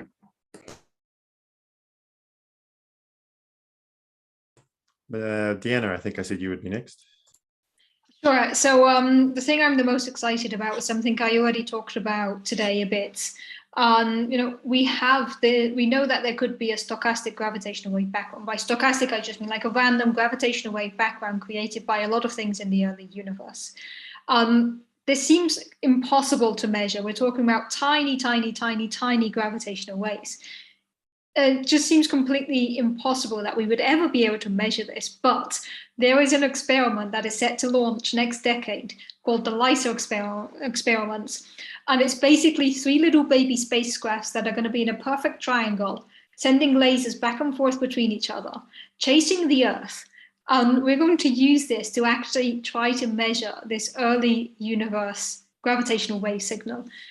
This is incredible to me that we've come up with a way of measuring this background gravitational wave signal.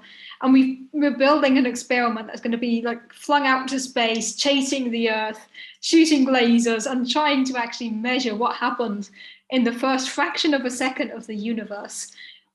This is something that is going to happen within the next decade. This is something that, I'll still be in the field when this happens. I will be working on this topic, and I cannot wait to see everything we're going to learn with the LISA spacecraft when it launches. So the thing I'm the most excited about is definitely LISA. Okay, Neil. Yeah, so I think I might piggyback off of Deanna's answer a little bit. I also kind of find gravitational waves very exciting. I kind of find everything very exciting. I guess this is kind of the most exciting. Specifically, I'm kind of doing some work right now looking for signals of modified gravity and gravitational wave signals. And that's something that's also interesting about kind of gravitational wave signals we see today, because modified gravity would kind of give, there's a lot of wiggle room in the gravitational wave signals data for all kinds of modified gravity theories to modify the signals like a little bit. There's like a lot of wiggle room there. So I think there's a ton of exciting research. And yeah, exactly as Diana was saying, there's a lot of early universe physics. Specifically, something that's interesting is we actually have a very hard time knowing what the physics before, like during inflation is. Physics kind of breaks down over there. We really know a lot about inflation only because there's something to do with as kind of modes exit the horizon, they kind of freeze, so that the modes that we kind of observe after they re-enter the horizon are the same as when they exited. This is technical way of kind of saying we can infer something, but to get some really detailed information, we need gravitational waves, and that's very interesting. And for books, yeah, I think Second, I already said this in the chat, but I'm kind of biased because Alex Valenkin is at Tufts, but I think Cosmology for the Curious is a very nice book. It is like a little bit technical, but it is, I think, a nice bridge between those kind of more layman, more super technical. So I think that's a very nice book. Yeah. Matthias, or they say Matthias, then Sanket? So it's a bit, I find it a bit tricky to think of something in particular that I am really looking forward to, because I noticed that I'm just easily enthused about a lot of different things in physics. And one thing which I may look forward to, which has occupied my mind a bit, which is not directly related to, as Sean says, everything. I'm looking forward to everything.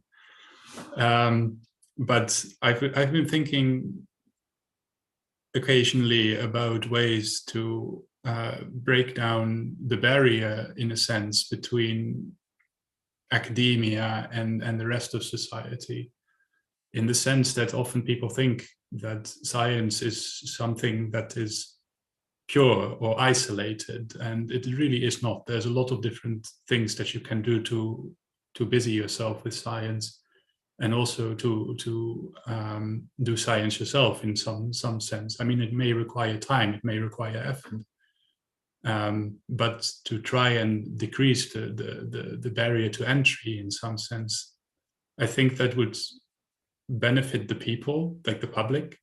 It would also benefit academia, because I'm fairly sure that with these new inputs come new ways of thinking about academia and what academia actually means. And maybe it will allow us to reevaluate a lot of the problems that we are currently facing. It's not very well defined, but something in that direction is what I would think is very interesting. Cool. Sanket. Yeah, so there is not anything in particular, but a few things that I've been working on is like how we can probe the small scales a bit better, because from the CMB observations we can probe only like 7 to 8 e-folds of expansion during inflation, and other 50 odd e-folds are we don't know what might have happened. So it's something that so of course the best probe that we can have is like the early universe gravitational waves. But the other thing that I've been working on, and I'm really excited by, is that that it's possible that at small scales, maybe due to the large overdensities, the black holes might have formed, and which we call the primordial black holes. So the detection of them, or even the non-detection of them, it might be really important in the upcoming decades. And we have a few missions as well. Maybe Lightbird, maybe. So it would be really exciting in upcoming decades. And a really fascinating thing about inflation, which which is the motivation for me as well, that we can exactly understand what might have undergone in the universe in a minuscule of a second, in a really tiny fraction of a second. We can exactly probe what might have happened. So it's a really big motivation, and to probe exactly what might have gone on during entire 50, if not entire, the majority of the e-folds during inflation. It would be really cool. Cool. I noticed on YouTube, I was on the screen that whole time. We heard Sanket answering. I really hope you guys heard him as well. If not, then I apologize for just having like 30 seconds of silence, but I suspect you did hear him. Okay, that just leaves me. I hope you hear me too. I was going to say something that maybe requires me to kind of do a little bit of build up. I'm sorry about that, but at the moment in cosmology, there's this really mysterious thing going on, which is that the matching between the early universe and the late universe is just missing. So there's a lot of extrapolation going from the early universe to today, and expansion rates and matter densities change by many orders of magnitude. But because we're measuring everything so precise, we can make very precise predictions for what we should measure today. And it's like throwing a dart at a dartboard many kilometers away and just missing the bullseye. Okay, you got the dartboard and you got very close to the bullseye, but you just missed the bullseye. And there's two tensions going on at the moment, both of which are definitely not statistical fluctuations, in my opinion. And there's some form of new physics, whether it's us misunderstanding astrophysics and it's not fundamental physics, or whether it's fundamental physics is unclear. But there's the expansion rate tension. The local measurements of the expansion rate seem to be slightly different to what the standard cosmological extrapolating from the early universe would predict.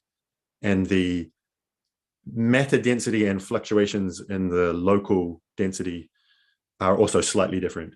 But again, in my personal opinion, clearly statistically, this is not a fluke, and it is some either measurement problem or fundamental new physics. And just to really stress, this is not saying that like we've got something drastically wrong with the cosmological model, because it is like throwing a dart at a dartboard many kilometers away and just missing the bullseye. So you got the dartboard, so something's going very, very, very correct, but you missed the bullseye. So there's something subtle going on that's wrong. And the reason why I say this is mysterious is that the constraints on deviations from the standard cosmological model of any individual set of data show that we can't be deviating much at all. The dark energy is almost constant, and some of the most precise constraints on this are now getting to very percent level constraints, that the deviations from the constantness of the cosmological constant are tiny, and yet there is this matching problem. And so the fact that it's in the expansion rate and in the matter density starts to suggest that it's not just measurement problems. Maybe there is some subtle thing, but the fact that everything else is fitting so perfectly means that this subtle thing is very hard to tease out what it is. There are no good models that can actually get all of this together. So I'm looking forward to seeing how that resolves. Yeah, and on that note, we've been going for more than 2 hours now, and I think I mentioned at the beginning we're here as part of a cosmology conference. There's actually a discussion scheduled part of the conference that's started in the background while we're here, and I think some of us want to get to that.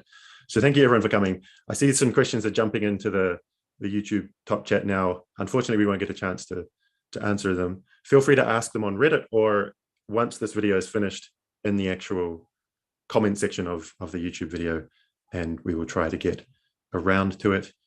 Other than that, if everyone wants to just say goodbye, we can end the stream. Bye-bye, everyone. Thanks for listening. Bye. Yeah, thanks everyone for joining. Everyone. Bye-bye.